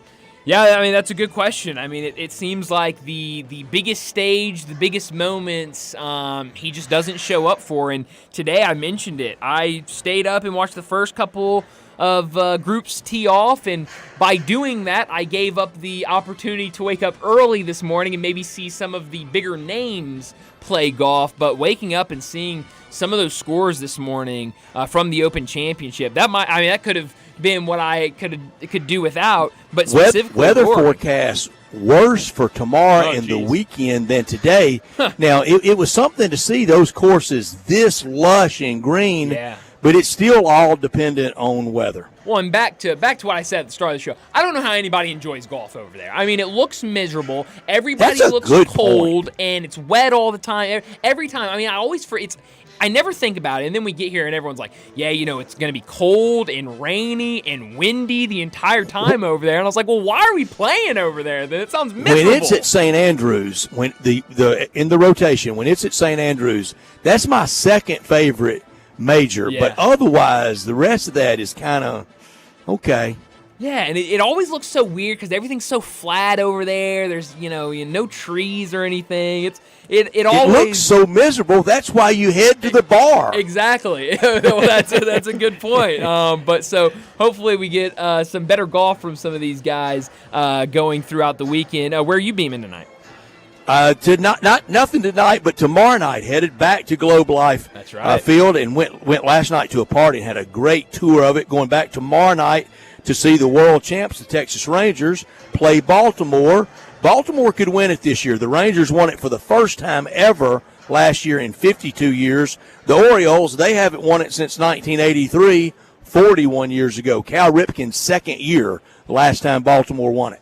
Well, I'm excited to hear how Globe Life Stadium was because I want to know how it was last night, but I want to wait until you see a baseball game there and kind of get the complete recap of it. The tour was terrific. I believe it. That does not surprise me in the slightest. Very jealous of you for that. Beam me tonight. Some of these Summer League matchups should be fun. Lakers and Cavs later tonight. Also, the golf that will be happening overnight should be a lot of fun into the morning. We'll watch the brutality of Royal Troon. Mm-hmm. It's green as a gourd, but the very different weather conditions, and we'll start ramping up for the return of baseball. Baseball would come back on this night in one of the lockouts or labor issues. They got it where everybody's off till Friday, and the Twins in Milwaukee, they don't start back tomorrow night. They're off until Saturday. That's crazy, but I'm definitely can't wait for baseball to be back. I've been missing it these last couple of days, but that's all the time we have. I had so much fun at SEC Media Days over the weekend. One final time, thank all of our sponsors that got us there. First National Bank and Trust, Gould's, Jim's Place in Collierville, your North Mississippi John Deere dealer, Wade Incorporated, the Commissary in Germantown and Collierville, Sissy's Log Cabin, Memphis Sports and Tourism Council, Ronnie Grisani's, Jimmy McElroy and Associates, Landers Ford, and Jason's Deli. Brett's out tomorrow, but I'll be here to get you through the weekend. Zach will be with us as well. Enjoy your night. We'll talk to you again tomorrow afternoon. Cork and Barrel in Hernando, Mississippi, a southern gem for over 15 years. Check out their bigger, better, bolder new location, 2595 McInvale Road, Hernando. Huge selection, incredible pricing. Choose from hundreds of bourbons, tequilas, rum, scotch, and vodka. Over 1,000 wines from fine to very simple picnic wines. At Cork and Barrel, it's all about serving you. Open Monday through Saturday, 10 to 10, where the fun begins and the liquor and wine never end. Cork and Barrel, 2595 McInvale Road, I-55 Hernando, exit 280. Hey, Rock and Ronnie Smith, it's the big the summer event at Gossett Chrysler Dodge Jeep Ram out on the pike. Yo, Rock and Ronnie, what you got going on? I've got 2023 Jeep Renegade Latitude four-wheel drive, $26,095 for $388 a month. That's a rockin' Jeep deal. What else you got, Ronnie? Power up in a 2023 Dodge Charger SXT, $26,795 or $398 a month. And Ronnie, I know you're in the big this summer event. You gotta have an incredible Ram deal. 2024 Ram 1500 Bighorn Crew Cab four-wheel drive, $697 a month. Rock and Ronnie is rocking some deals today, so drive past the rest and come to the best at Gossett Chrysler Jeep Dodge Ram out on the pike or shop online at GossettMotorCars.net.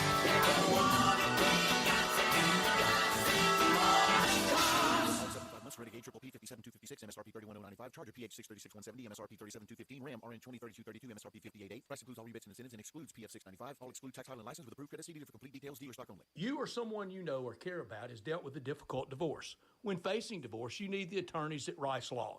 Nick and Larry Rice lead the firm with 3 generations and 7 decades of experience. Located in Memphis, serving the entire state of Tennessee and North Mississippi. Rice Law is who you need to call. Simple or difficult divorce, they know how to handle it. Call Rice Law at 901-526-6701, or for more information, visit them at aboutdivorce.com. That's aboutdivorce.com. Country music singer-songwriter Kylie Morgan absolutely loves her Genesis diamond ring. I got so many compliments as soon as I got the ring, and continue to get compliments on it. It looks really pretty.